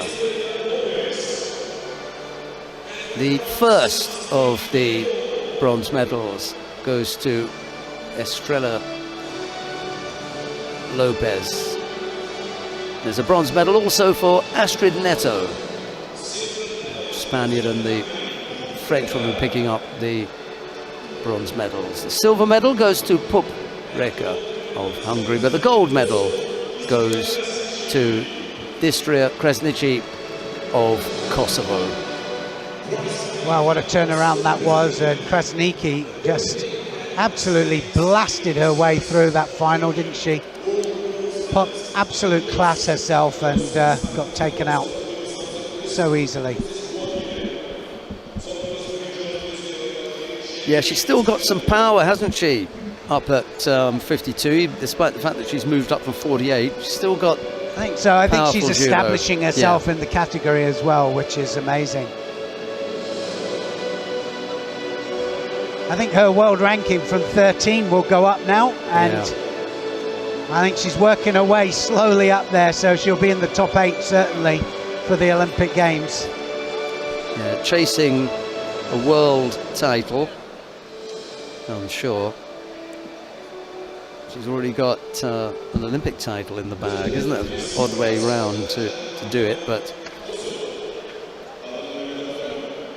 what a thing if she could make it for a second time. And now the national anthem of Kosovo.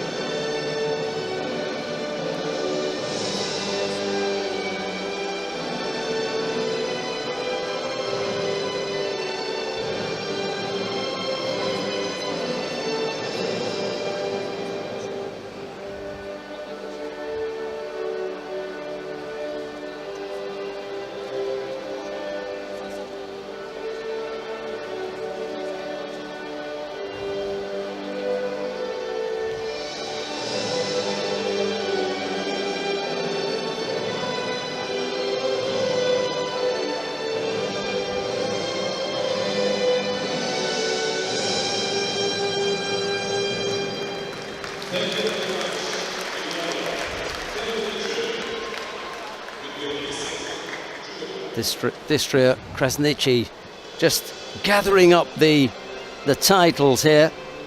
There's another Grand Slam gold medal, a third Grand Slam gold medal to add to her 3 Masters, the Olympic gold medal and the Junior World title. 3 times a Continental champion. I want to go back and look and see which ones are under 23 and that, but he's had a few 7 Grand Prix gold medals as well. This is a very special athlete.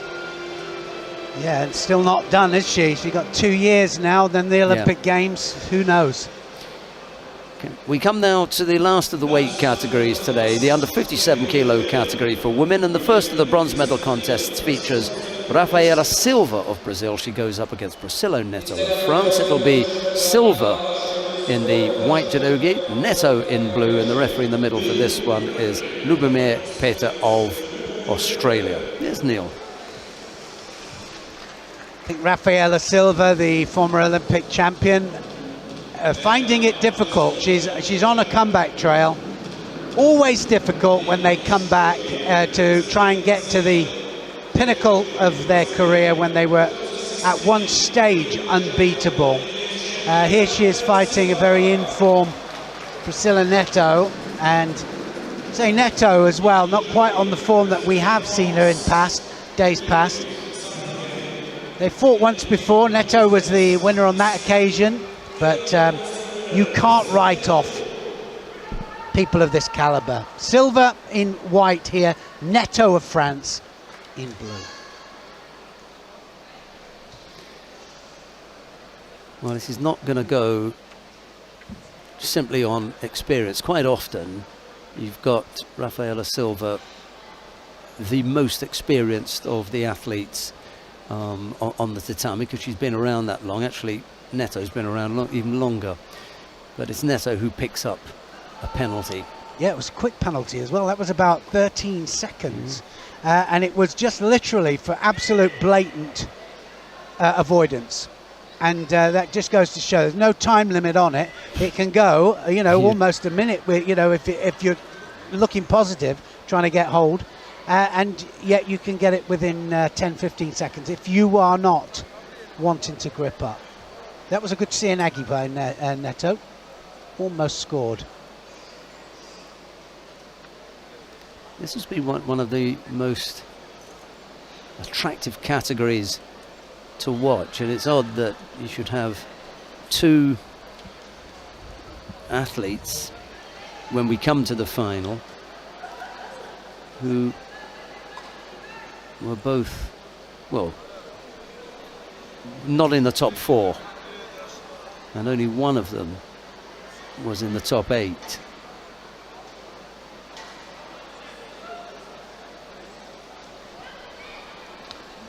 I saw a lot of people fall by the wayside. Yeteri Lipitiliani is going to be in the next bronze medal contest. Dario Biladid was in there. She went out to Lipitiliani in round 2. Silva is in the bronze medal contest. Amazing category, wasn't it? Yeah. I mean, it did. It had a real good sorting out of great champions in the early rounds. The Olympic champion here fighting for 3rd, like you said. And Neto, a bronze medal winner at the Olympic Games herself, albeit in the weight category below. That was at 52 kilos. It was way back in London in 2012. Seems like a lifetime ago. Yeah, it was amazing, wasn't it? We were talking about that at one stage at the last event, I think, and saying that she's been there for, 12 years. And there was a 12-year period, wasn't there, from winning a Grand Prix to winning one of the Grand Prix a few tournaments ago, and 12 years. I mean, most people don't stay at the top for 12 years or for 10 years. She stayed healthy as well.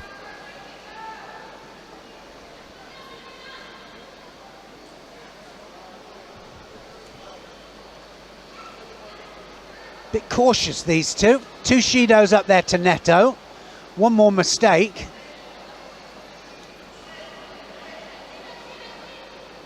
Neto there now trying to make Rafaela Silva look passive, and that just might do it. That was just a flop for avoidance sake.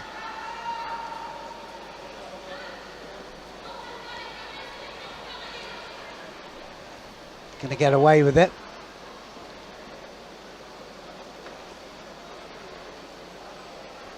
Plenty of time left on the clock.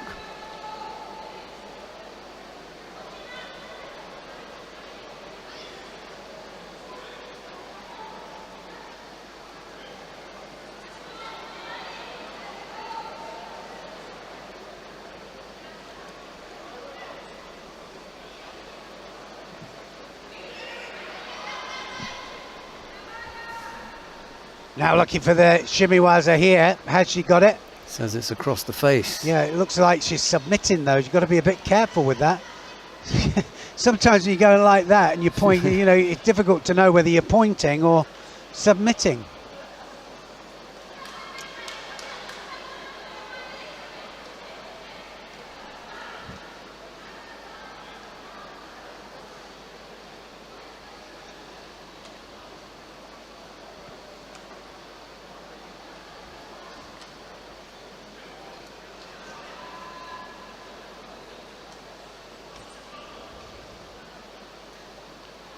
.30 seconds to go.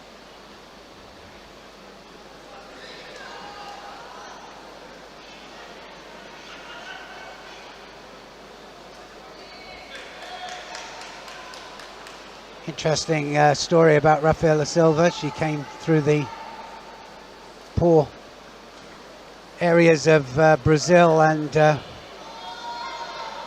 favelas was where she started doing judo. That just by luck they went into her favela and started her doing judo. It saved her life.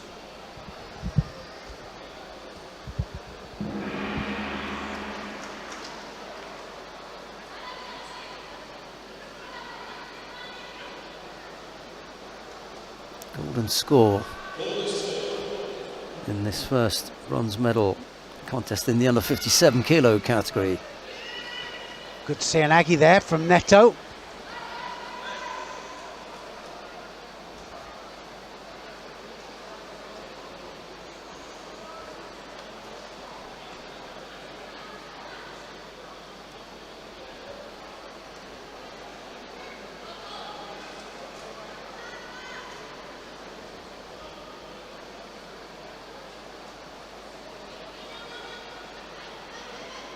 Now then, oh, she gets a score. Does she get a score? Doesn't quite, that landing, probably not quite on the side there, not at 90 degrees anyway. Certainly went high.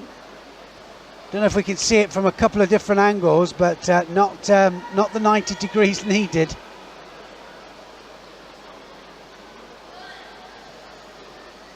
So just look at the angle there of the actual landing, not quite 90 degrees, so no Wazari given.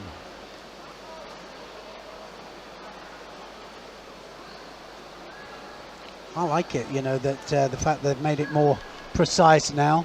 At least you can see now, good for the referees, and not just these referees, but referees, lower level referees. I think that they will, they'll say it wasn't a score, and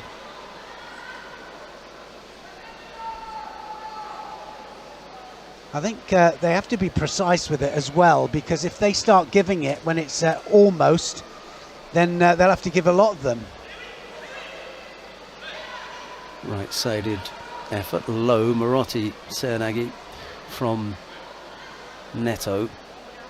Just had Silva moving off to a right to avoid that.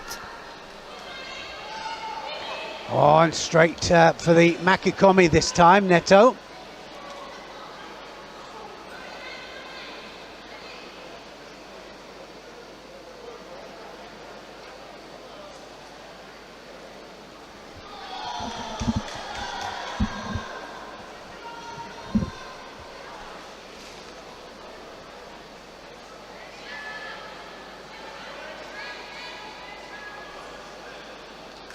I can't remember seeing Silva caught in Newaza that often. Very experienced, isn't she? She just knows what to do to avoid it. Not a great Newaza person, but certainly knows how to avoid it.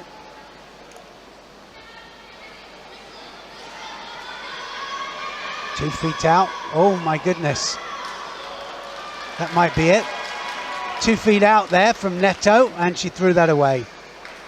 Absolutely threw it away. And she was playing with the edge there, just can't do that, and Rafaela Silva wins. 3 shidos to Neto, and the last one was a throwaway. Well, we were talking about that earlier on, the fact that you don't want to end a contest in that way, but there were 2 other penalties before it, which brought you to that point. So being at that point, you have to realize you cannot afford to make a mistake, and then you go and make a rather silly one. You can't afford to be caught on the edge. Yeah. And if somebody's guiding you, you have to back away from it, you know, because you can't take the chance. Because the chance is that you will get it. And, you know, when you think that 70% of the ones with their back to the edge do get penalised for it.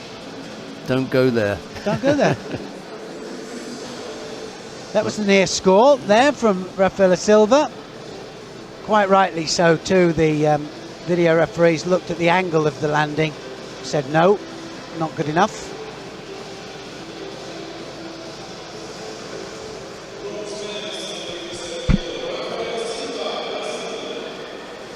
So it's Rafaela Silva who takes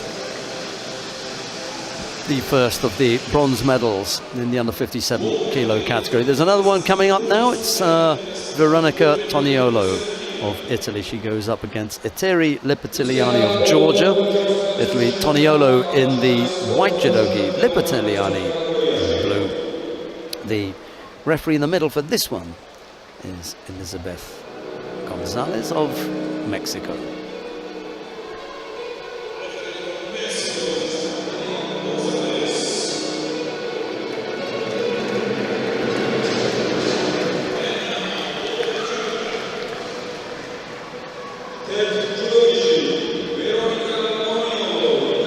Toniolo, 53 in the world, steps out wearing white, and big cheers for Lipitiliani. World rank 5 now in Georgia.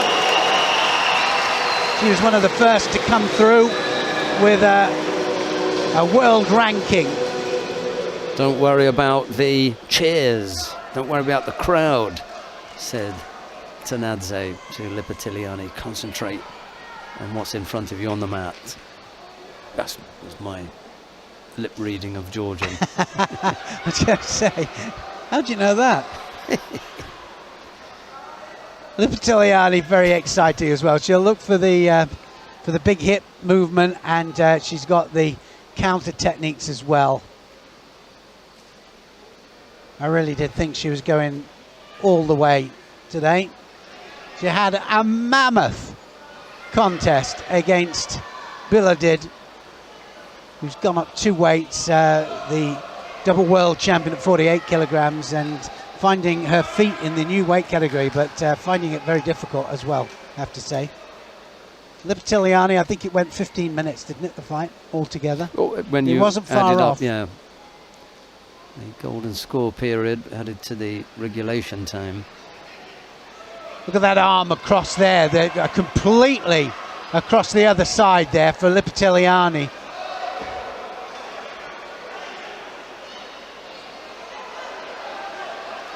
Can she get the arm? Not quite. Didn't quite have the angle, did she?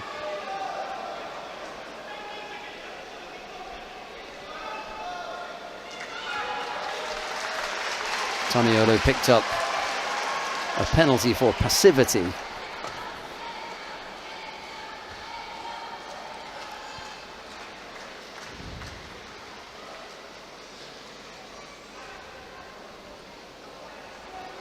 Big arm over the back again. Yeah, she can't just keep it there. I tell you, she'll get a Shido for that. Yeah. She's got to go in. So she will be penalised for that. You can't just hold it. Just that little bit too long.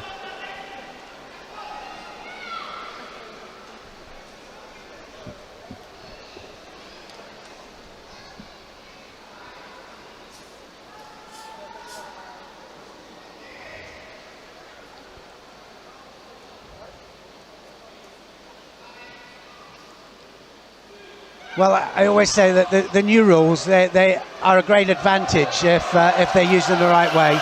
But if they're abused, then I think there's going to be a problem as well. Well, she picked up a similar, or a penalty was given against her opponent in a similar fashion early on when they were blocking with the arm, if you remember. Doesn't go against her opponent on this occasion.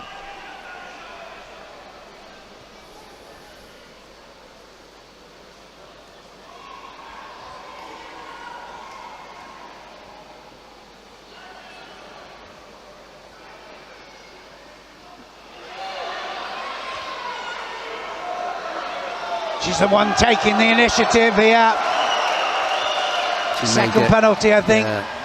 Toniolo is going to get penalised for bailing out of that, coming under sustained attack from Lipitiliani. Didn't know what to do with it, just went to ground and picked up a second Shido.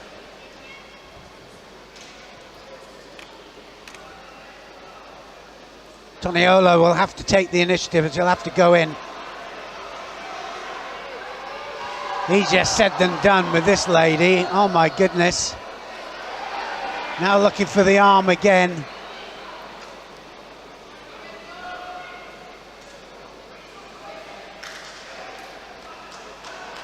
So unorthodox, isn't she, Lipitiliani?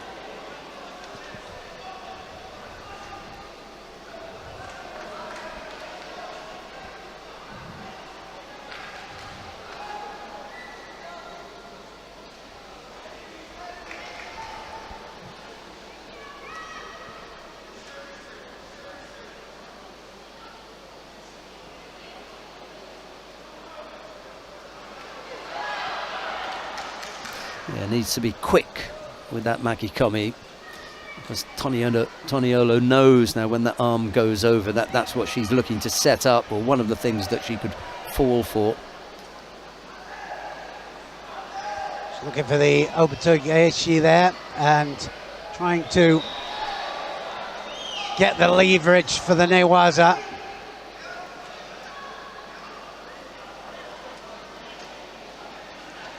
Needs to change the direction here, Lipitiliani. Gone the same way all the time.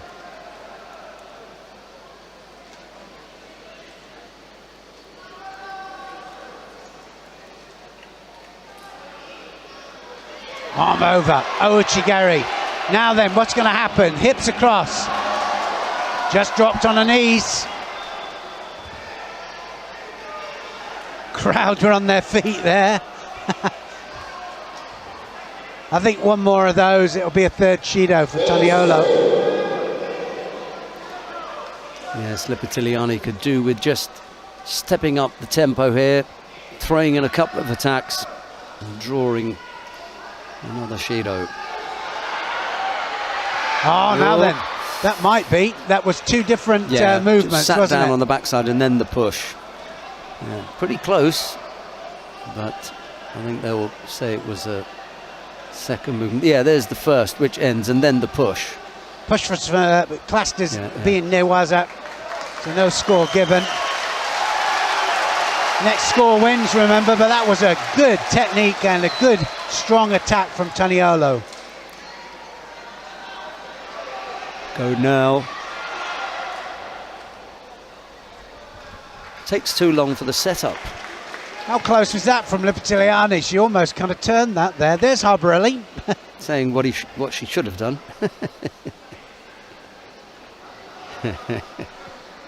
You can see what he's saying there. He said, I'll teach you how to do that Harborelli technique, I think. She does know how to do it. And Ouchigari, here we go. So how can she change the direction? She might change it here. Ooh. And looking for the lever. And that's a shoulder lever, that. So they've got to be careful there. That she was putting that shoulder under pressure from a standing position. Now she's got the arm. Now.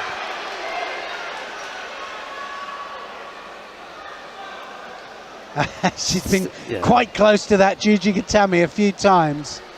Still not in the best position to execute it. Totally the wrong angle. You know, exactly. When you've got that shape, you're not going to be able to bring it off from there.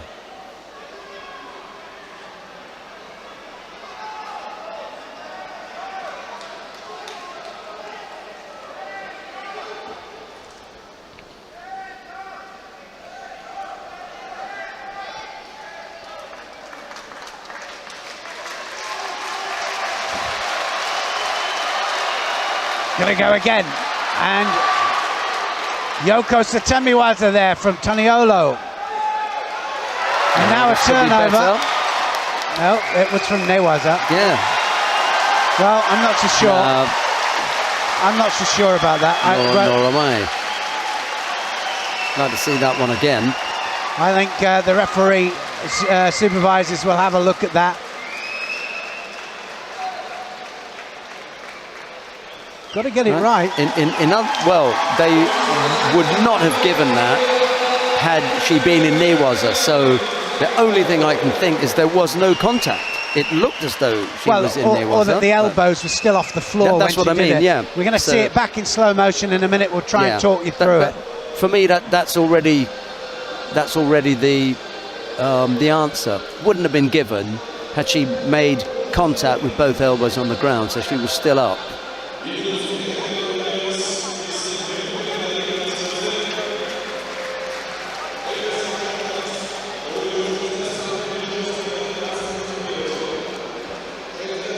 Well, yeah, one elbow was off. There we go. Yeah.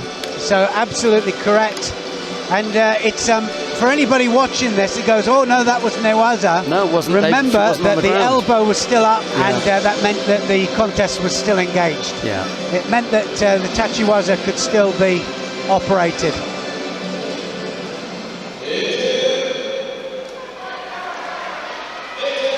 In fact, in the end, she's got both her elbows off the ground. Totally correct. Yeah. You know, it's to stop the opponent from staying on the knees just to get the mate. Yeah.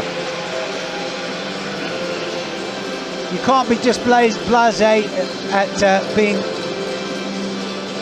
in a kneeling position. So Etteri Lipitiliani adds to the Georgian medal tally with the bronze medal in the under 57 kilo category. Come now to the final of the under 57 kilo category. Hu Mimi of the Republic of Korea goes up against Paulina Starker of Germany. It'll be Hu in the white judogi, Starker in blue, and the referee in the middle for this one is Val van Nester of Belgium. Just looking there, there's no world ranking for Hu Mimi. She's on her own. She's beaten Lipitiliani here. She beat Rafaela Silva, the former Olympic champion. She beat Cornelis of Netherlands, and she beat Midashvili of Georgia. She's had quite a run through here to get to the final, and here she is up against number 23 in the world, Pauline Stark. First time in a Grand Slam final, it says. First time in a Grand Slam, possibly. I think so. I mean, she's certainly got no medal to speak of. There's no world ranking whatsoever. Here she is in white. But she's here for a reason, and they've put her out. And the reason is that she's in the final here, and she's beaten class opposition all the way through.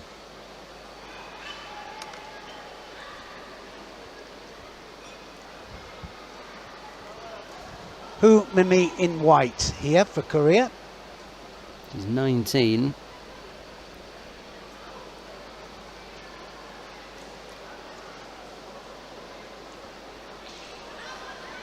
Interesting. Just holding the right arm up there and then just popping under for the Sodi Surakumi movement and then going left. So she goes both sides.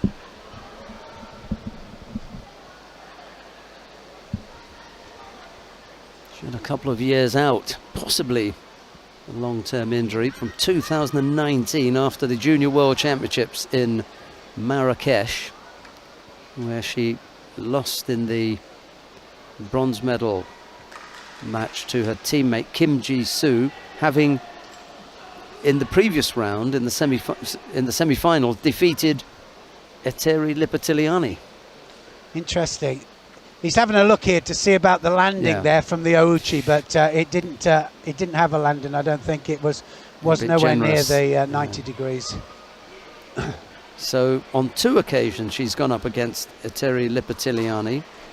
Oh, there it was. Okay. Squeezes one out.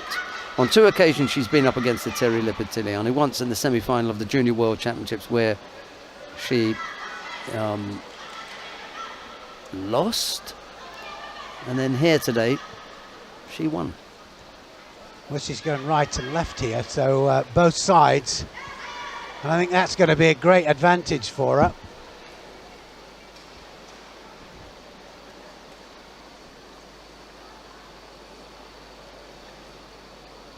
Still only 19. Must have been a 15 or 16-year-old then at the Junior World Championships. It's amazing, isn't it, how a year, 2 years can make such a difference. Yeah. Physical development, not only physical, but the mental development as well. Now, when I look at her, I remember that match where she lost, a pair of them in that. She lost to her teammate Kim Ji-soo.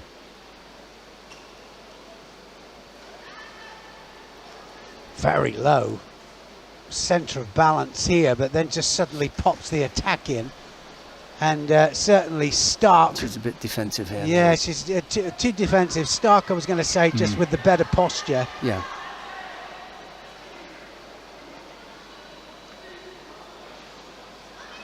Even coach there saying he wanted her to stand up. Yeah, she was quite bent over.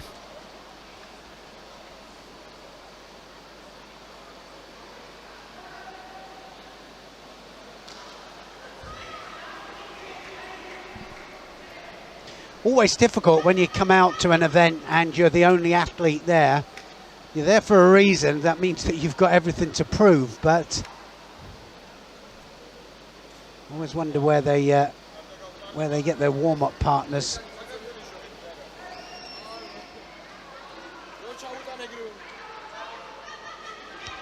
Shido then to who?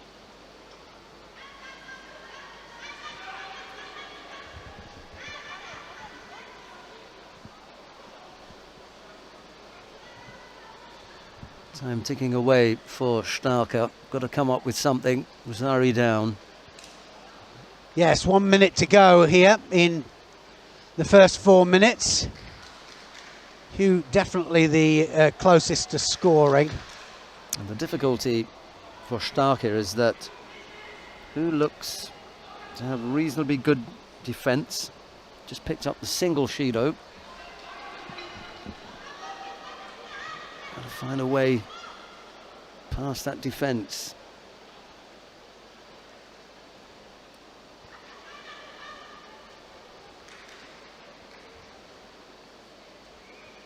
So defensive on those sleeves again. Both sleeves down. Now they got to pop them up here for the... well, she does. She does exactly that.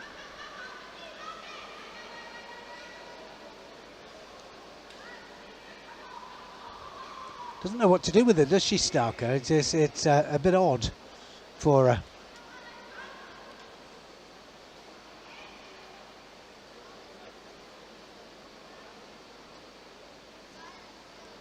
A bit of blood on the nose then for Starker. Tidy that up and then get back underway. Last of the contests today. This is the final of the under 57 kilo category. It's Who leading with Rosari on the board. She's picked up a single Shido. We've got 18 seconds left to go, and that was it. I'm sure they're going to have 2 or 3 angles. Be able to see the landing. Val van Nester is in the best place, isn't he, the Belgian referee? See there. You freeze the frame sometimes, and then you say, okay, the landing was. yeah, I can go with that. So it's when they land and then they come back onto the front. It's so quick, and you get the impression that it's never a score there. But well, her world ranking will definitely go up after this contest.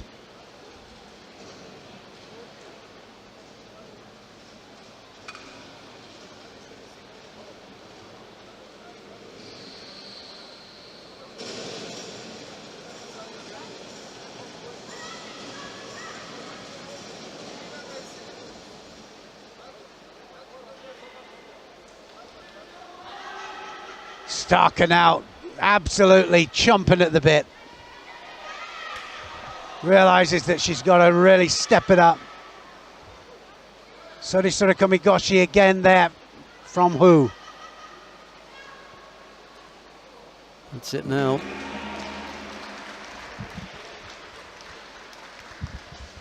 First gold medal for Hugh of Korea. First time she's been in a Grand Slam or Grand Prix final.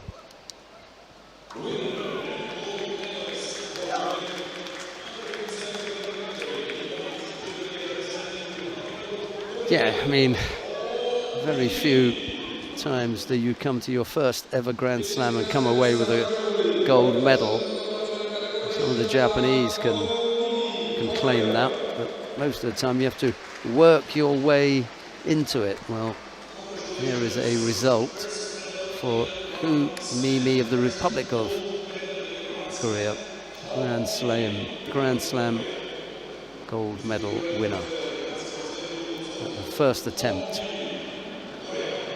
Well, we've got a couple of awarding ceremonies to go through before we wrap up the end of the day, and Neil Adams is going to take you through the medal table as well.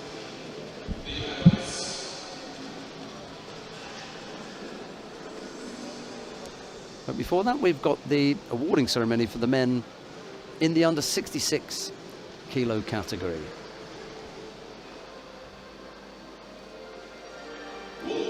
Medals are going to be presented by the president of the Georgian Judo Federation, Mr. Georgi Atabegashvili. Had the pleasure of hearing him give the welcome address at the draw yesterday. He spoke very well and spoke with a lot of hope and promise for the future of a Grand Slam in Tbilisi. He'd like to have us back here every year, he said. Right, the first of the bronze medals goes to Tanaka Ryoma of Japan. There's a bronze medal also for Vaza Margvelashvili of Georgia.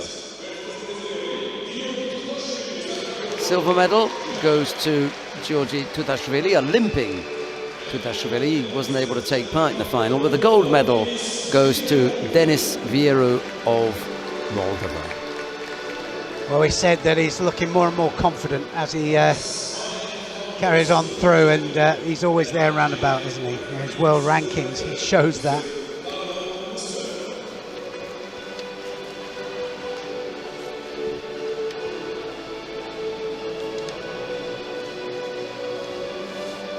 I know two girls in my household that will be glad that he got the gold medal here. Yeah, he's a likeable chap, yeah, isn't he? Well, yeah, that's one way of looking at it. Now the national anthem of Moldova.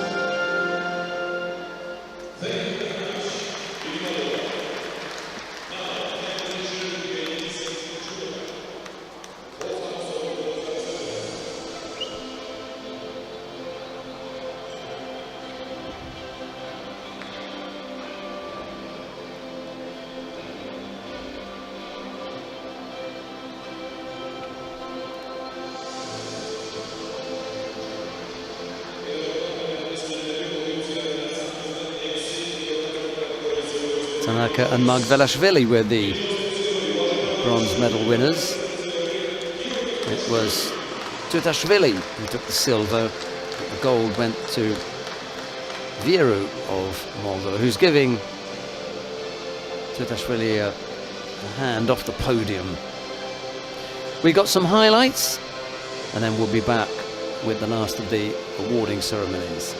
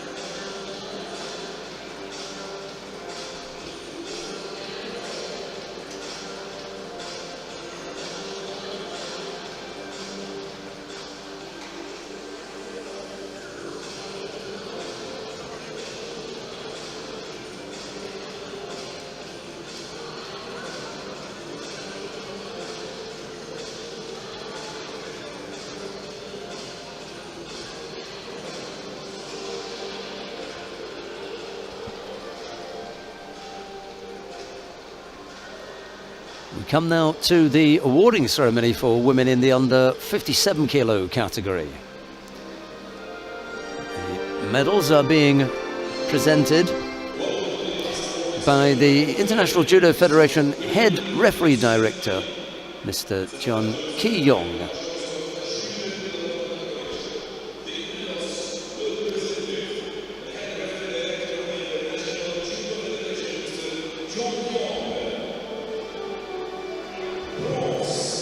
The first of the bronze medals goes to Etteri Lipitiliani of Georgia. There's a bronze medal also for Rafaela Silva of Brazil. Silver medal goes to Paulina Starker of Germany. The gold medal goes to Hu Mimi of the Republic of Korea. Not a bad rostrum up there, is it, for Hu Mimi to be ahead of former Olympic champion and Lipitiliani as well.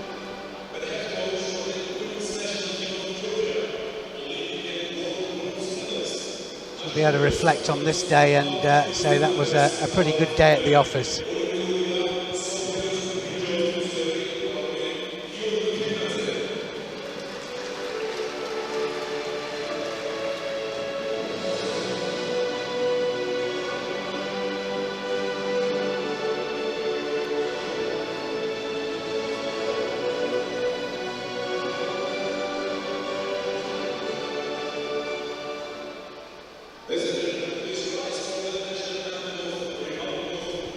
And now the national anthem of the Republic of Korea.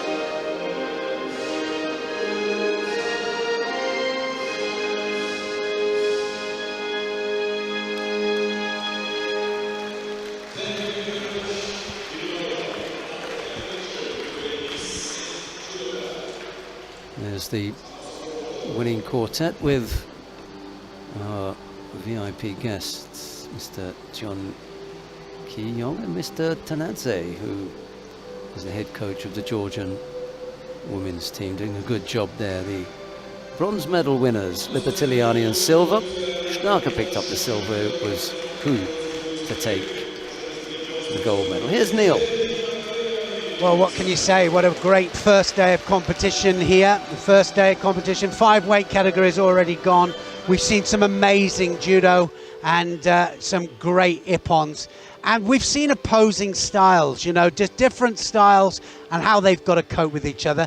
And this is how it works out after the first day. Georgia, the home country, 1 gold, 2 silvers, 2 bronzes, 1 fifth place. They're first place in the medals here. France, with 1 gold medal, 2 silvers, 2 bronzes. Kosovo with a gold, Republic of Korea with a gold, and Republic of Moldova with a gold as well. Next is Spain in 6th place with a silver and a bronze, and then Germany with a silver and Hungary with a silver. And then we've got some, Japan down there with a couple of bronzes, with Brazil, Azerbaijan and Austria. Some great performances, but it can all change tomorrow. 4 weight categories tomorrow, 63 kilos under 70s for ladies, under 81s and under 90s for men.